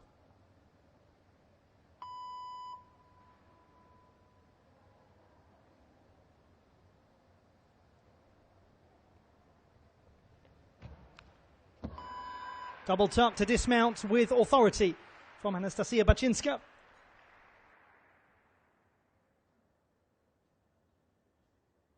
Gymnast who was 5th in the all-around competition at last year's European Championships. Her year was marked more than anything else by the floor gold at the European Games. Important to see in the candle mount that handstand is established.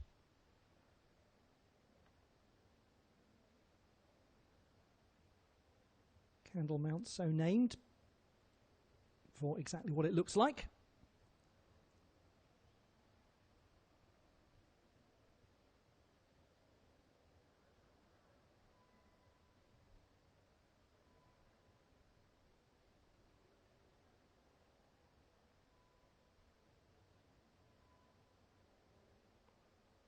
Judges will identify if the gymnast is tentative on the leaps. They don't manage to really establish a horizontal plane with the legs.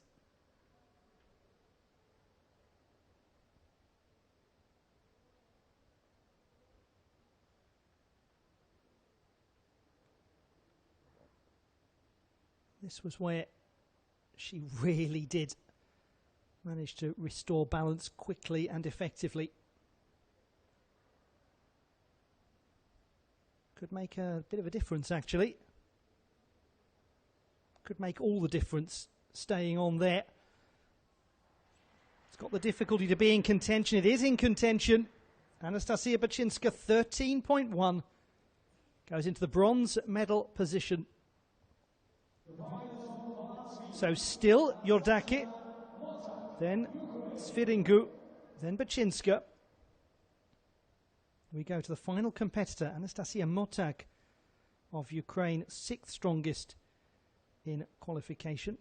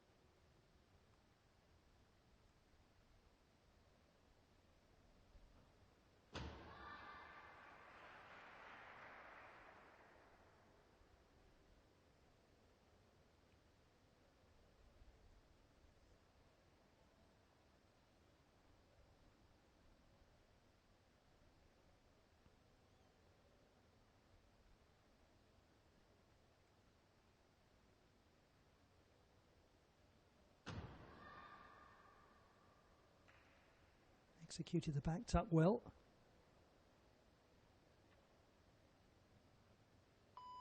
Just has to watch for real moments of hesitation.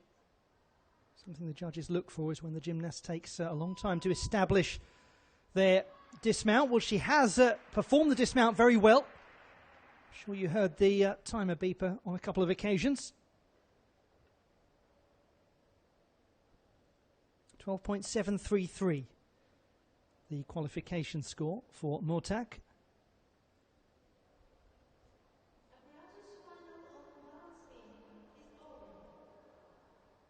So we look back at the work of the final competitor in this balance beam final.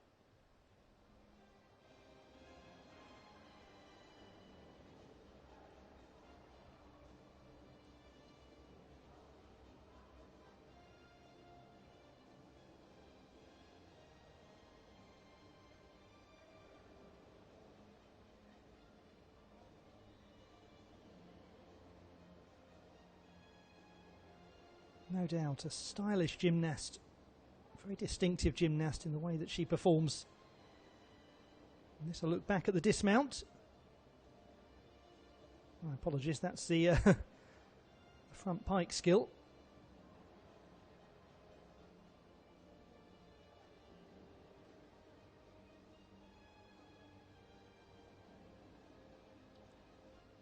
Try again, here we go. Yeah, really difficult to get that extra twist in there. All the way around. So, it is a bronze for Anastasia Motak with a 13.1 score. Right at the end.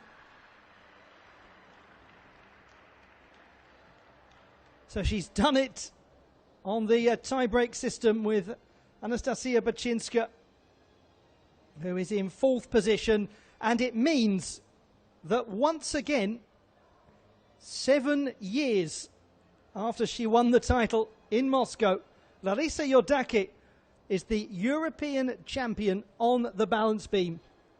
She wins her 15th European Championship medal, her 6th gold medal, and Romania wins yet another continental title on the beam. And they do the double as well, with Silviana Sviringu taking the silver and Motak coming in 3rd place ahead of her teammate Bachinska.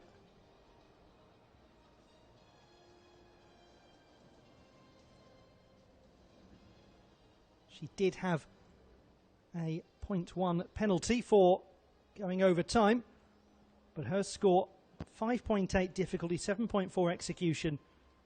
Bachinska 5.7 difficulty, 7.4 execution.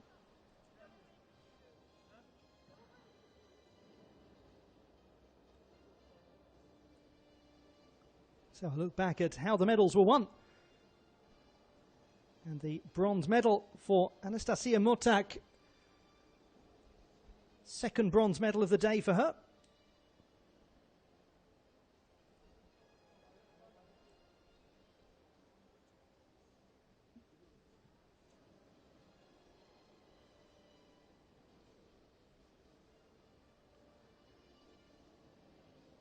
Silviana Sviringu, another 16-year-old gymnast on the podium. And another silver medal for her at these championships. But it is the moment that so many people have been dreaming of. And there's something, isn't there, a touch poetic about seeing a returning Romanian gymnast take a title on the balance beam.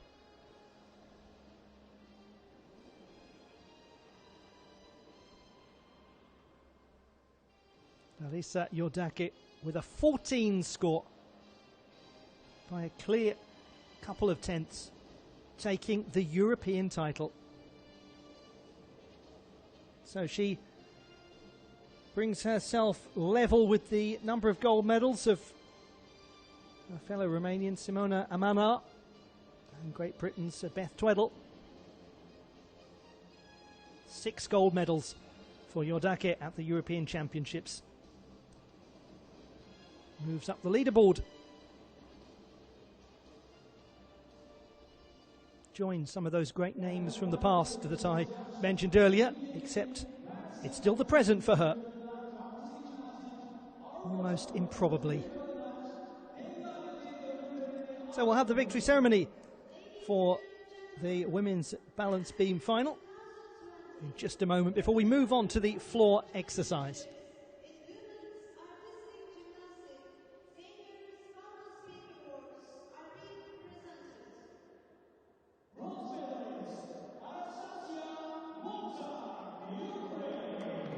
Anastasia Motag of Ukraine, bronze medalist. Second bronze medal of the day for her to add to her team title. The balance beam silver medalist, Romania's Silviana Sviringu.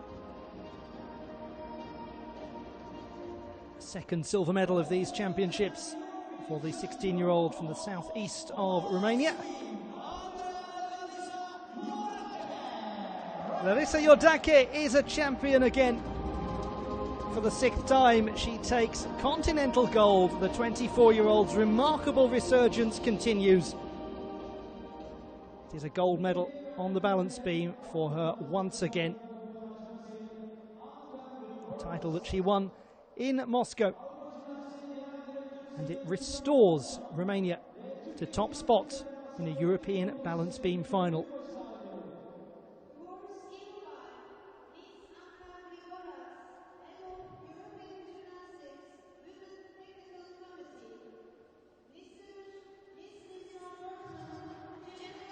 And as a result, we shall now hear the national anthem of Romania.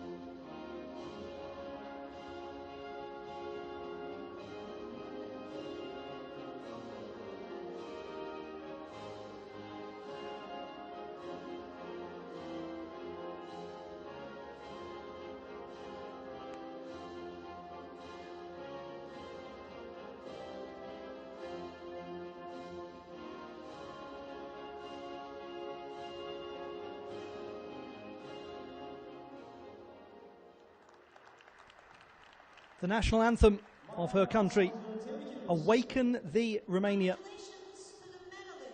Well, she's woken up, there's no doubt about that. Larisa Iordache is back.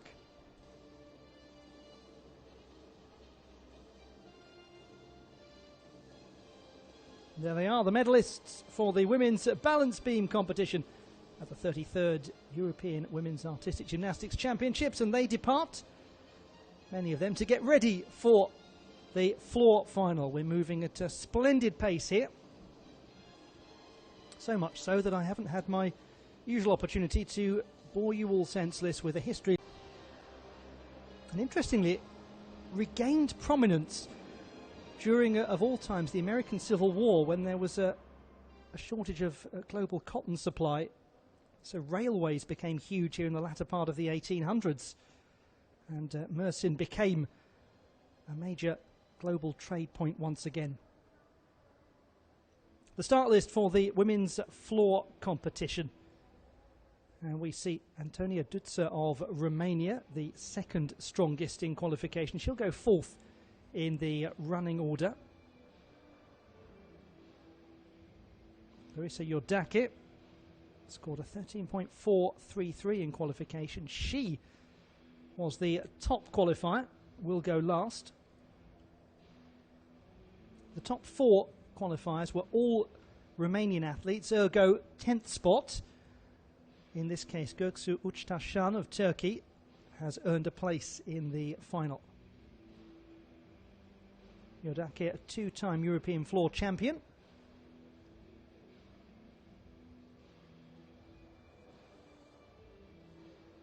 So if you like, the third strongest in qualification here is the fifth strongest from qualification. That's Angelina Radivilova.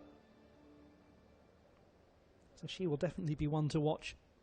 Very experienced competitor on floor.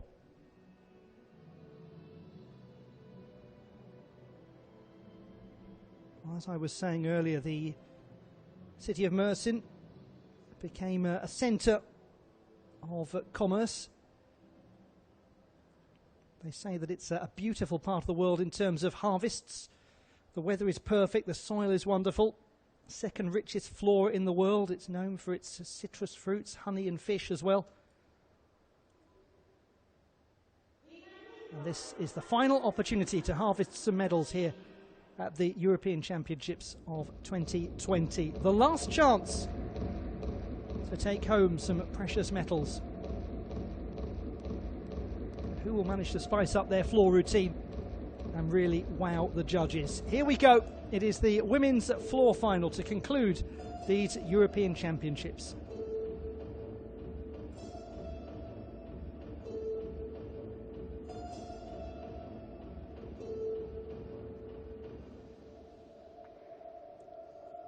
We have ourselves a real mixture of experience levels in this final, but it is on aggregate the most experienced of all of the finals.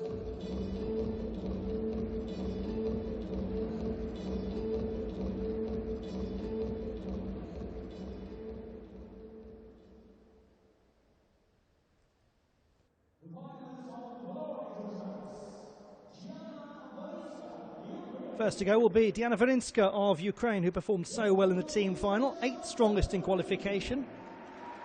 Huge response for Göksu Uçtaşan, 10th strongest in qualification. The Turkish athletes had some great times on floor in Mersin. Angelina Radivilova is a seasoned floor performer, 5th strongest in qualification. Antonia Duță, 2nd strongest in qualification. There, Dorina Bötziger of Hungary, 28-year-old, has a very fine floor routine. Zoya Sekai of Hungary was the 9th strongest qualifier, and the first chance to see an Israeli competitor in these championships. Lihi Hrats, 6th strongest in qualification, and Larissa Iordache, the top performer in qualification. The reserve gymnast for this final was Barbara Mokashova of Slovakia. Worth mentioning some of the other reserve gymnasts as well. Lola Schleich of Luxembourg was the reserve for the balance beam competition. Bilge Tarhan, the reserve gymnast for the vault.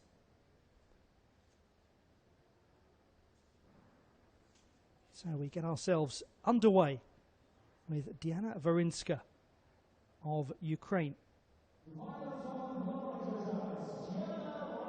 The European Games all-around bronze medalist from last year.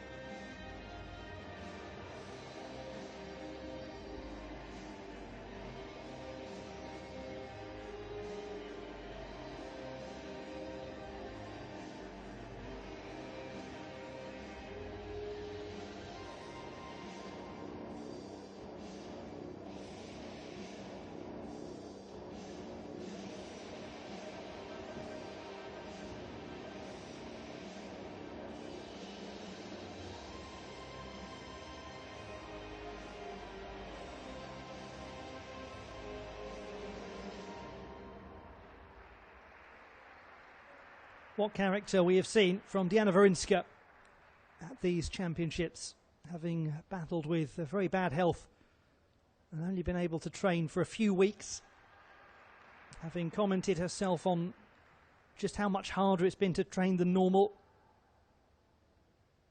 She said that qualification for the Olympic Games that was achieved in Stuttgart at the World Championships has just inspired her to work harder and harder and to take advantage of this extra year, not to focus on any of the negatives. And in a recent interview, put it very well actually, when she said that she's been doing this since childhood, and no matter what the ups and downs are, it's what she loves, it's what she does.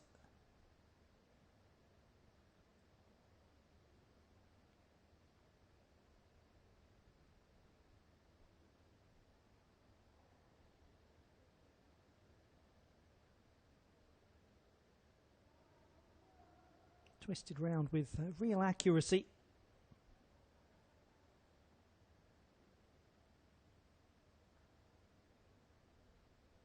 Well, it certainly was a day of sweet dreams for Ukraine yesterday, taking the team title by just a matter of under a couple of tenths from Romania. Now, where does Wawrinska feature here? 12.65 for her. Did have a 0.1 penalty in the qualification process, and she's up by a tenth and a half. Göksu Uçtaşan of Turkey, the 30-year-old who retired from the sport due to severe injuries, had a child, came back, and 11 months later won a gold on floor here in Mersin.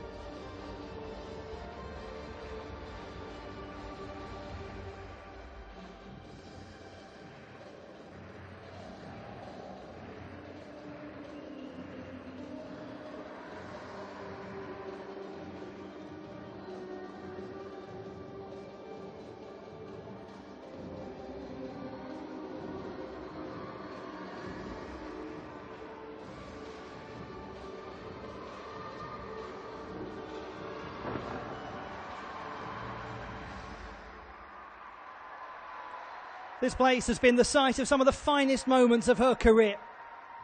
It was here in 2016 that her comeback began in earnest. 4 gold medals in total in this arena in international competitions over the years, and that was a super performance from an artistic and stylish athlete. 30-year-old from Şahinbey, about 300 kilometres to the east of Mersin on the border with Syria.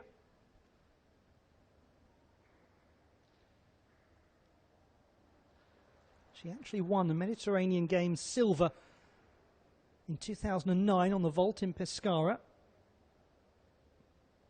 She won a floor silver in Tarragona a couple of years ago, missed the Mediterranean Games here in Mersin, for which this arena was built, because she had retired due to a left elbow injury. Very nicely establishing those pirouettes. Now it's interesting, her marking qualification was 12.4 with a 0.3 penalty for going out of bounds. No such danger on this occasion.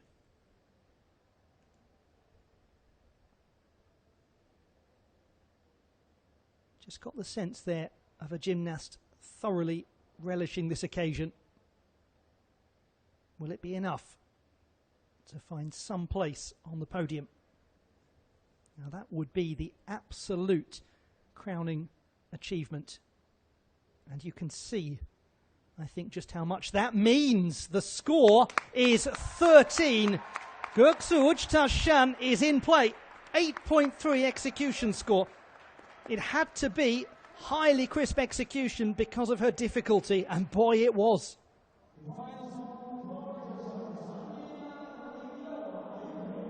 On the subject of difficulty, Angelina Radivilova of Ukraine.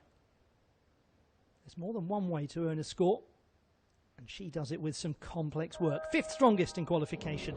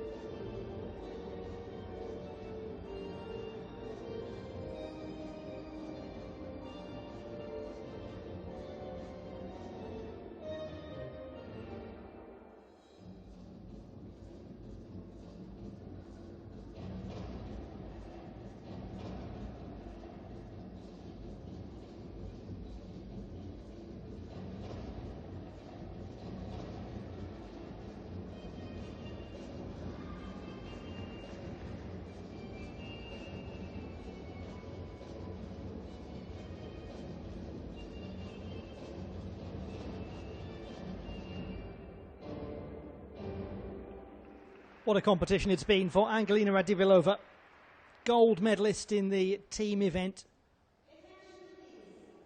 Often one of those gymnasts who's nearly there when it comes to international competitions, but not this time. She took the gold in the team event. Such an important member of the team in terms of her influence. Well, even more drama here. Göksu Taşan has submitted an inquiry. Same difficulty score as she received in qualification. So obviously in her mind and her coaches there's something more to be gained. We have seen inquiry success so far today and in qualifications. Last month Angelina Radivilova was the national champion on the floor exercise.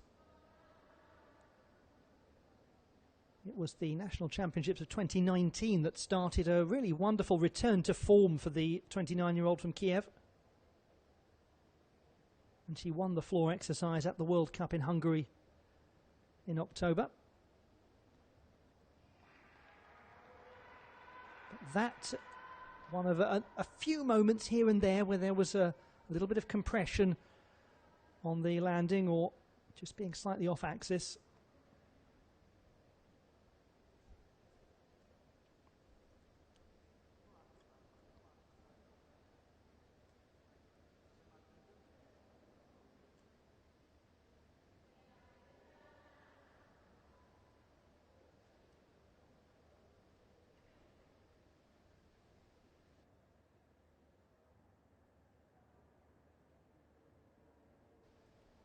Now, where does Radivilova fit in? She was 13.066 in qualification. The 5th strongest, but in the terms of this final, the 3rd strongest. Because of 2 Romanian gymnasts missing out as 3rd and 4th place in qualification. At the moment, it's Turkey that has pole position with 13.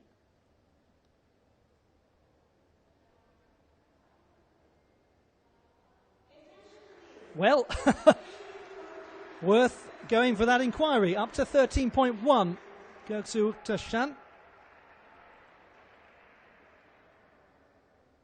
Difficulty increases to 4.8. Now we await the score for Angelina Radivilova.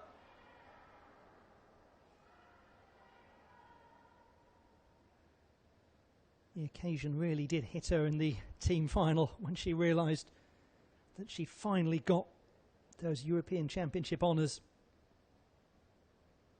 Not just honours, but a team gold as well.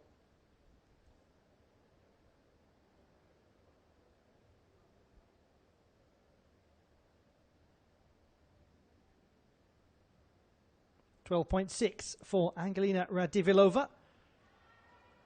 5 for difficulty. Now she had a 5.2 for difficulty in qualification, so we'll just wait and see if anything comes out of that. Now the second strongest qualifier was Antonia Duță of Romania, 13.2. And she really does know how to start a floor routine. She also knows how to finish one. Have a look at this.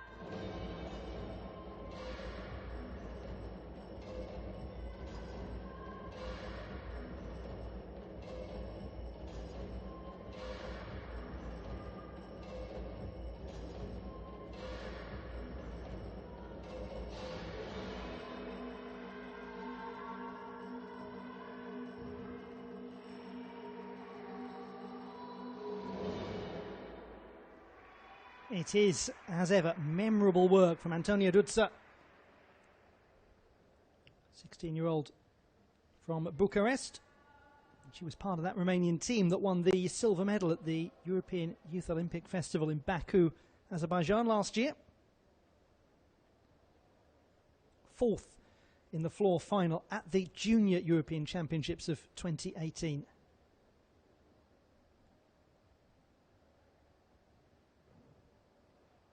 Expressive and bold work. Did have a step out of bounds right at the very start of the routine. There it is, to carry that 0.1 penalty.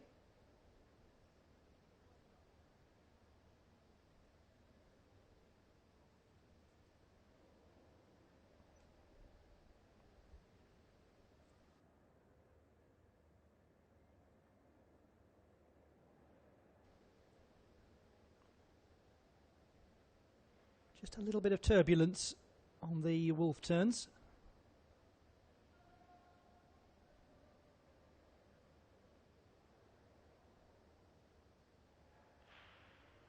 Not too much wrong with the twisting there.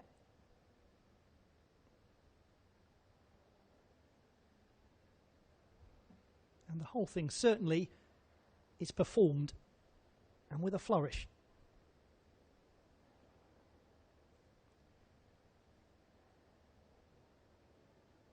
So this will take us to the halfway mark of the final. 12.6 for Antonia Duță. Difficulty is down by a tenth. Her execution is down by 0.4.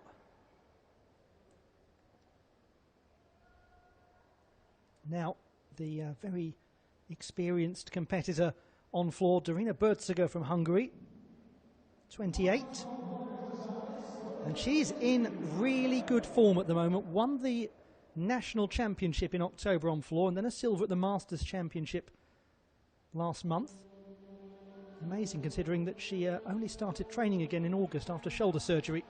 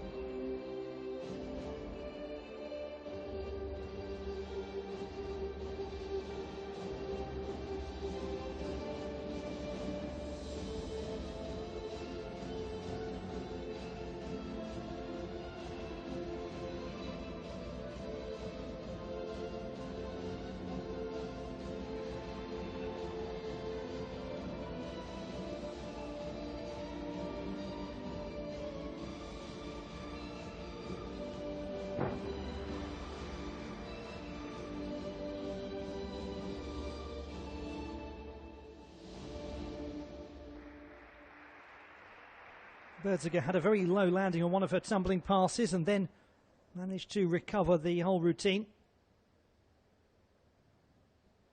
Gymnast who began her training back in 1999. Just showing a bit of support there for her teammate, Zoya Sekai, who's next up.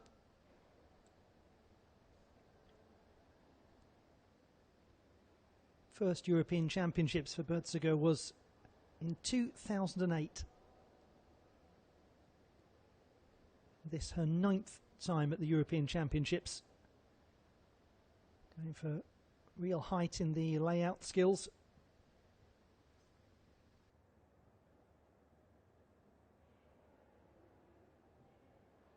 Tough to keep symmetry, tucking the knees in.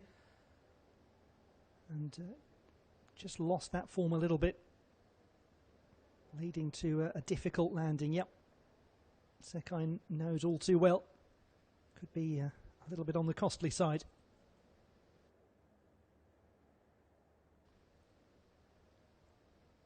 Berziger, part of the Hungary team that won the bronze medal in yesterday's competition.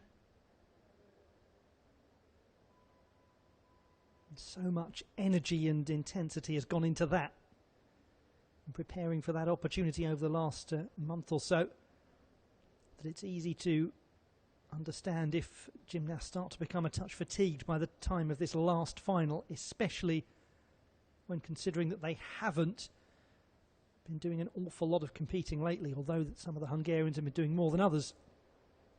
12.1 for Darina Berziger. Execution 7.2 compared to the 7.833 in qualification.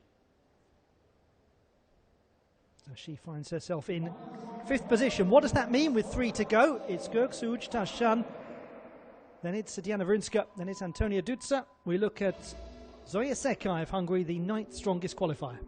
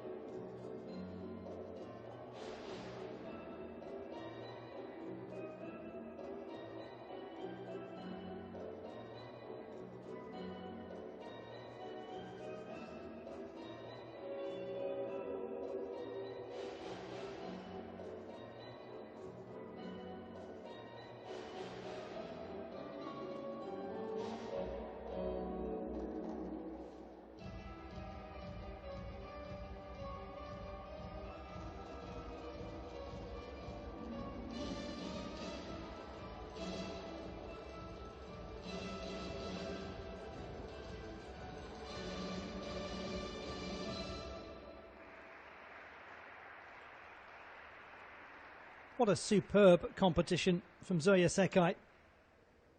Team bronze medalist, also making her way onto the uneven bars podium as well, in that brilliant result for Hungary.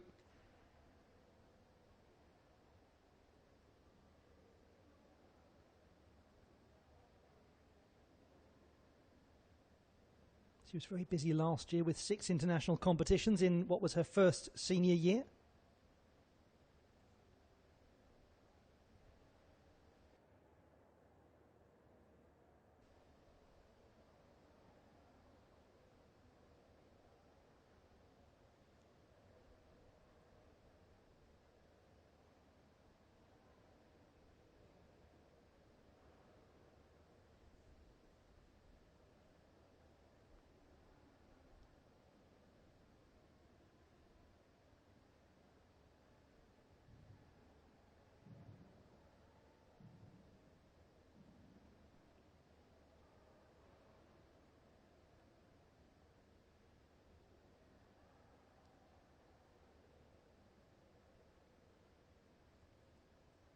2 more performances to come after this. The score is in for Zoya Sekai. It is 12.2. And what that means is that Göksu Uçtaşan has just become the first Turkish woman to win a medal at the European Artistic Gymnastics Championship. She is guaranteed at least a bronze.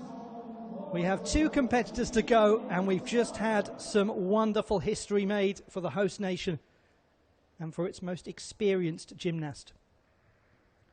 Penultimate competitor is Lihi Kratz of Israel, 6th strongest in qualification, the reigning Israeli all-around champion and floor champion.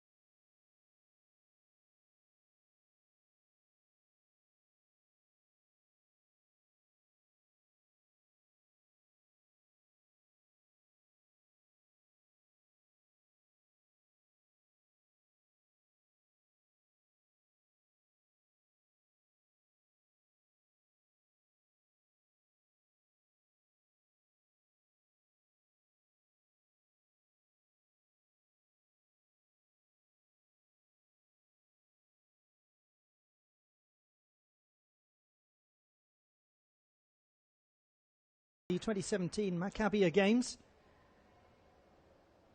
but of late has started to show that she is a very fine all-around athlete as well as a performer on the floor exercise. Senior European Championship debut for the 17-year-old, actually born in the United States of America. It is a 12.75 for Lihi Kratz. And so she has gone into the silver medal position and in doing so has secured herself a medal. We'll come back to that in just a moment. That's a brilliant moment for Kratz, the final performer of these European Championships. Of course, it had to be Larissa Iordache, the top qualifier with 13.433. She did have a 0.1 penalty for going out of bounds. She has twice been the European floor champion.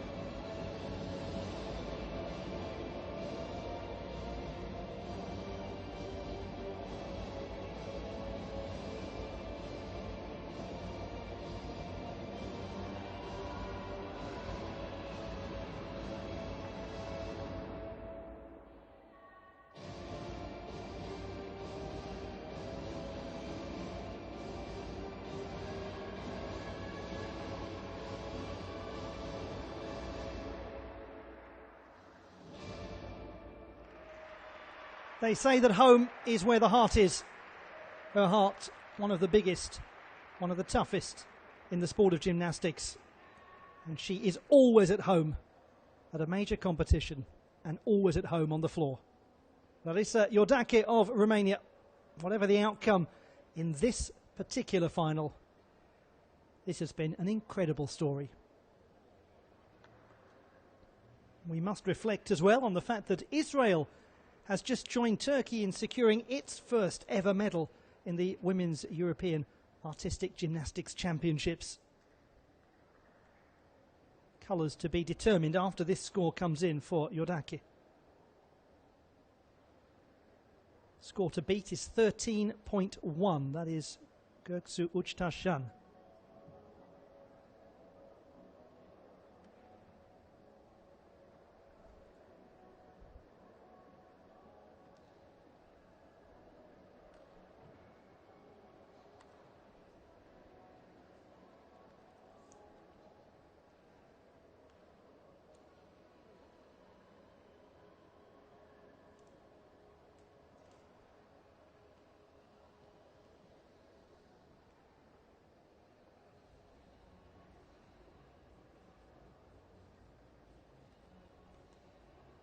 If she wins this, it would be, by my reckoning, the 55th gold medal won by Romania at the Women's European Artistic Gymnastics Championships. And, by tie-breaking criteria, looking then at silver medals, it would make Romania the most successful nation of all time at the Women's European Championships, going ahead of the Soviet Union.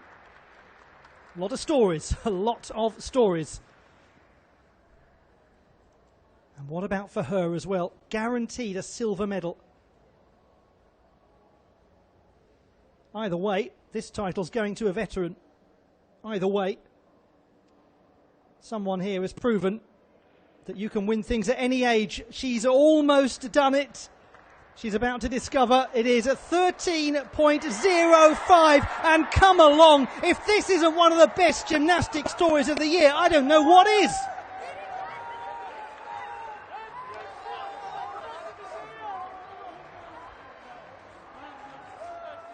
She can be bruised, but she will not break. Göksu Uçtaşan came back to this sport and won a gold medal at the Mersin World Challenge Cup in 2016. She said it was the best moment of her career. Well, guess what? This one's better. European champion on floor. History maker for Turkey. Göksu Uçtaşan. Well, they talk about Turkish men's gymnastics a lot. They're going to talk about women's gymnastics for quite some time now after this moment.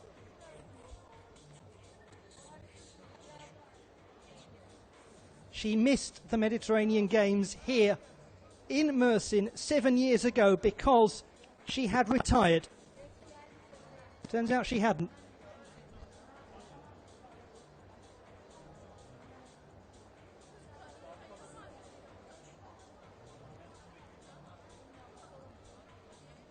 Just remarkable stuff here to close out these European Championships in Mersin. That may well have been the performance of her life.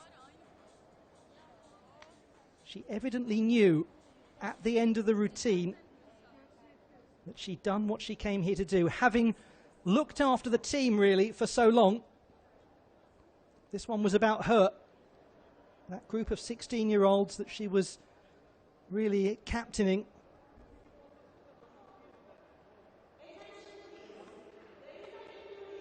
Oh, hang on a minute. Okay. There's now an inquiry that's been submitted. Oh my goodness. Oh my goodness.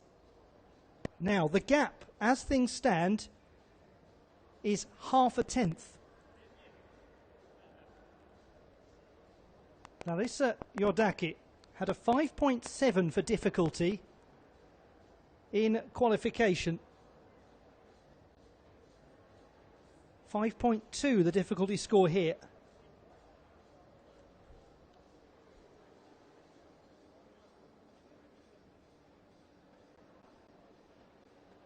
Well, she thought for a moment that she had won the title. Whatever the outcome, it is a medal. Will it in fact be silver? Will it be another gold for her? Will it be a third European title? I hope you've stayed with us right to the very end of this broadcast, because although the competition has finished, the drama is not over. Göksu Uçtaşan had her score successfully upgraded after an inquiry. Her original score wouldn't have been good enough to beat Yordaki. Is now Yordaki's score after the inquiry good enough to beat her?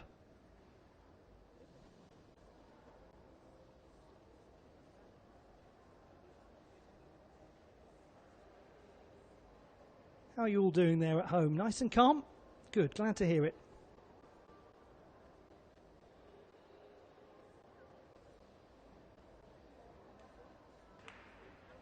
Oh, it's absolute agony, isn't it? Probably more agonising for the competitor that's in the lead.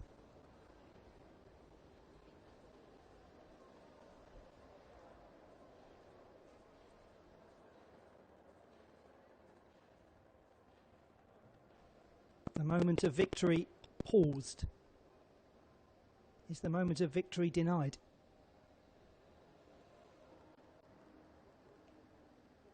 Senior judges are now looking at everything in microscopic detail. Inquiries so far today have been successful. Everybody is absolutely gripped.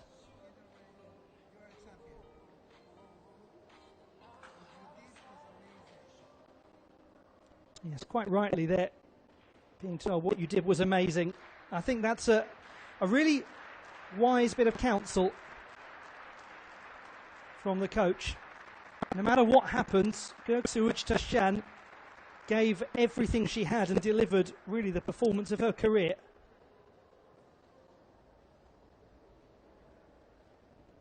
My. Everyone is just glued to that scoreboard.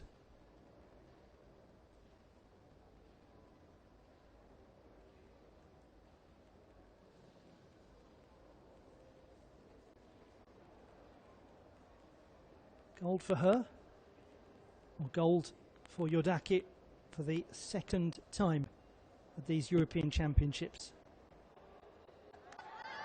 There we know it. It is the gold for Larissa Yordaki. It is a second gold medal at these European Championships. 13.45. The inquiry is successful. It's going to hurt. It really is going to hurt for Göksu Uçtaşan, but you know what? No Turkish woman has ever been on the podium at a European Championships, and she is the first one. She thought that it was the gold. The inquiry proved otherwise. The classified results in the women's floor exercise: a brilliant bronze medal for Lihi Hrats of Israel. First time they've ever made it on a women's European podium. Turkey also history makers, courtesy of Göksu Uçtaşan, taking silver with 13.1. She thought she'd won it, and then high drama at the end as Larissa Yordaki's score upgraded considerably as well by 0.4 to secure her another European Championship title. Number 7. Well, let's take a look at what we've just witnessed, as if it's anything other than fresh in your memory.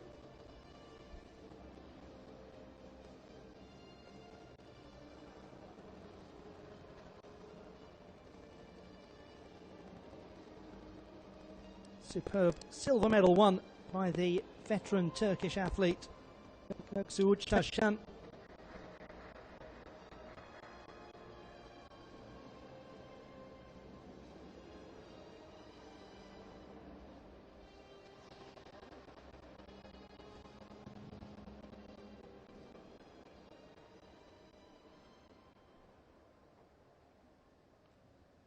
Well, she has done a good number in keeping people guessing. Larissa Yordaki. Whether she would ever compete again, we just didn't know. And She kept us guessing right until the very end. We waited and waited, and another title for Romania, another title for Iordache. And what that means is that Romania has just gone beyond the Soviet Union in the medals table to become the most successful nation of all time at the Women's European Artistic Gymnastics Championships. The victory ceremony in the women's floor competition here in Mersin. Israel on the podium with Lihi Hratz, the 17-year-old, a brilliant performance. A small crowd, but a lot of noise for Göksu Uçtaşan, the first ever Turkish woman to make a European Championship podium. This venue has been the scene of the greatest moments in her career, and this the best of all. But when you talk about great moments in a person's career, this European Championships for Larissa Iordache has been nothing short of a sensation. 2 gold medals today, after the team silver medal yesterday. Oh, she is back. That's another gold for Romania. A 55th at the European Women's Artistic Gymnastics Championships. And we shall hear the familiar sounds of the national anthem of Romania.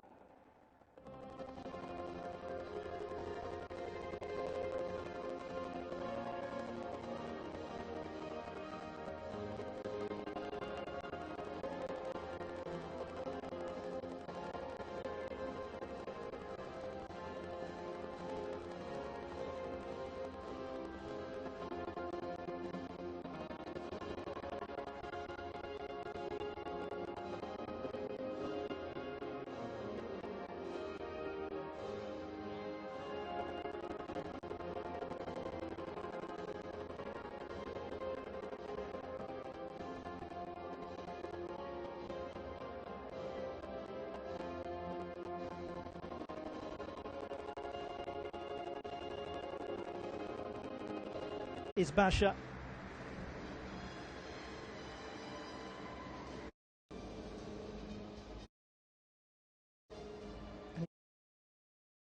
Incredible accomplishment. Draws level for gold medals with Larissa Latinina and Sandra Izbasha.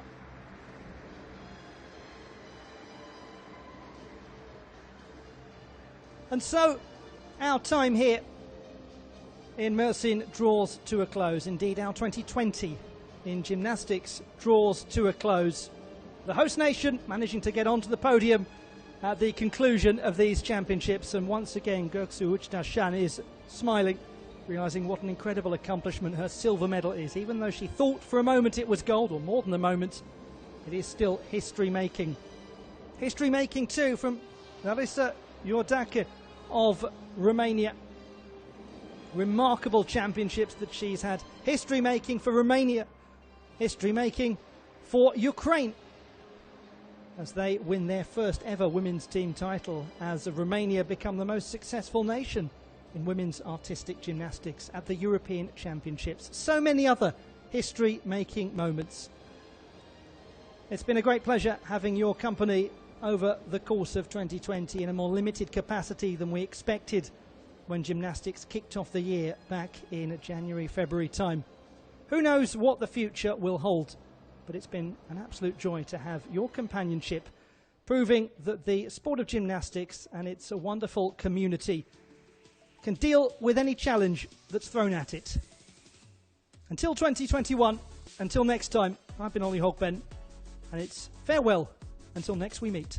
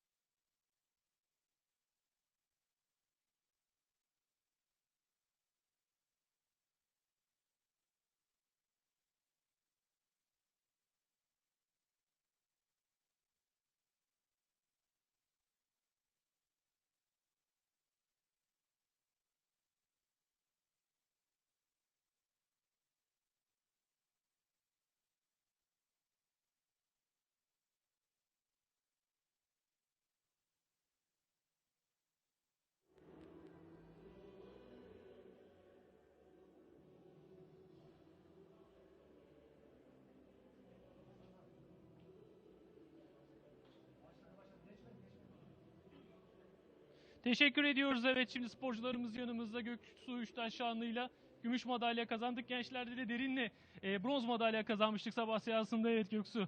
Önce altın diye çok sevindik ama daha sonrasında Romanya'nın itirazı ve gelen gümüş, neler söyleyeceksin? Aslında altın almış kadar sevindik. Hepimiz gözyaşı döktük.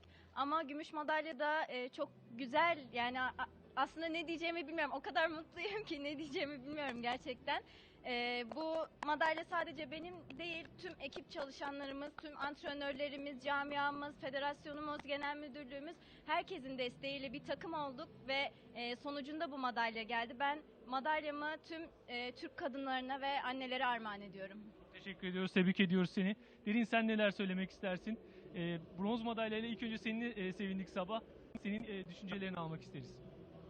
Ben öncelikle madalya aldığım için çok mutluyum. Yani üçüncülük çok benim için, yani madalya almak çok mutlu etti beni açıkçası.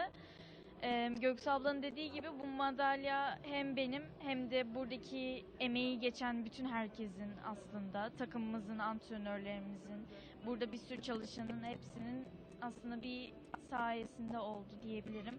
Ve yani açıkçası çok mutluyum. Teşekkür ederim, tebrik ediyoruz. Sayın Başkanım, şimdi erkeklerde çok sevindik. Toplamda 10 madalya diye hesaplıyorum. Siz neler söylemek istersiniz? Artık şampiyonada sona erdi. Çok mutluyuz. Bizi gururlandırdı sporcularımız. Erkeklerden sonra kadınlarımızın da madalya alması, özellikle 16 yaşında sporcularımızın, 15 yaşındaki sporcuların finallerde madalya kaçırmaları geleceğe umutla bakmamızı sağladı. Özellikle de kadınlarda Göksu Üçtaş Şanlı'nın da bir anne olarak böyle bir madalya alması, gerçekten rol model bir sporcu. Bütün kendinden küçük sporculara da ufkunu açtı açıkçası diyebilirim. Onlarla gurur duyuyorum. Emeği olan ben de herkese, başta Genç ve Spor Bakanlığımız olmak üzere antrenörlerimiz, teknik ekibimiz, herkese çok teşekkür ediyorum. Yani böyle bir güzel ortamda, seyircimizden uzak kaldığımız bir dönemde bu başarıları tüm dünyaya gösteren TRT ailesine de şükranlarımı arz ediyorum. Sağ olun. Hocalarımıza şöyle alalım sırayla. Hocam, siz neler söylersiniz? Göksu'nun başarısıyla gururlandık. Çok heyecanlandık. Çok mutlu olduk. Finallerdeki şanssızlığımızı bir bakıma kırdık. Güzel, değerli sporcular geliyor mu? Evet, yani bu yarışmada gösterdi bize. Eğer biz birlik olup beraber olup bu şekilde çalışmaya devam edersek ileriki yarışmalarda daha iyi madalyalar, altın madalyalar görme şansımız yüksek olduğunu düşünüyoruz.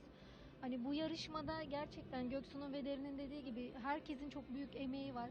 Herkese o yüzden biz teşekkür etmek istiyoruz. Federasyonumuza, bakanlığımıza. Arkamızda durdular. Sürekli her eksiğimizde yanımızdalardı. Biz herkese teşekkür ederiz. Biz de Murat Bey, sizi böyle alalım. Spor Genel Müdür Yardımcımız, Sayın Genel Müdürüm. Siz neler söylemek istersiniz son olarak? Şimdi şöyle söyleyeyim. Geçen hafta çok başarılı bir erkekler Avrupa Gymnastics Şampiyonası sonra bu haftaki sonuçlar ilk defa hem gençlerde hem de büyüklerde madalya almamız Türk spor açısından çok gurur verici bir şey. Biz Genç Spor Bakanımız Sayın Doktor Mehmet Muhammed Kasapoğlu'nun direktifleri doğrultusunda bir ekip olarak çalışıyoruz. Sağ olsun Sayın Jimnastik Federasyonumuz da bize her zaman büyük bir destek oluyor gerçekten. Jimnastik Federasyonu Başkanımızı bir kere tebrik ediyorum. Göksu'nun 2012 olimpiyatlarıyla başlayan macerası, sonra anne olarak bir ara vermeden sonra tekrar dönmesi, gerçekten Türk spor açısından çok çok güzel. Göksu gerçekten bir sembol oldu Türk sporu için. İnşallah ileride çok daha başarılar elde edecek. Türk sporuna daha katkılar bulunacak. Biz gerçekten bakanlık olarak bütün jimnastik camiasıyla gurur duyuyoruz. Sağ olsunlar, var olsunlar. Türk sporu birçok branşta çok iyi yerlere geliyor. Bu da bizim için, Türk spor ailesi için büyük gurur kaynağı. Ben başta bilhassa Suat Çelen'e tebrik ediyorum. Diğer bütün sporcularımızı tebrik ediyorum. Çok sağ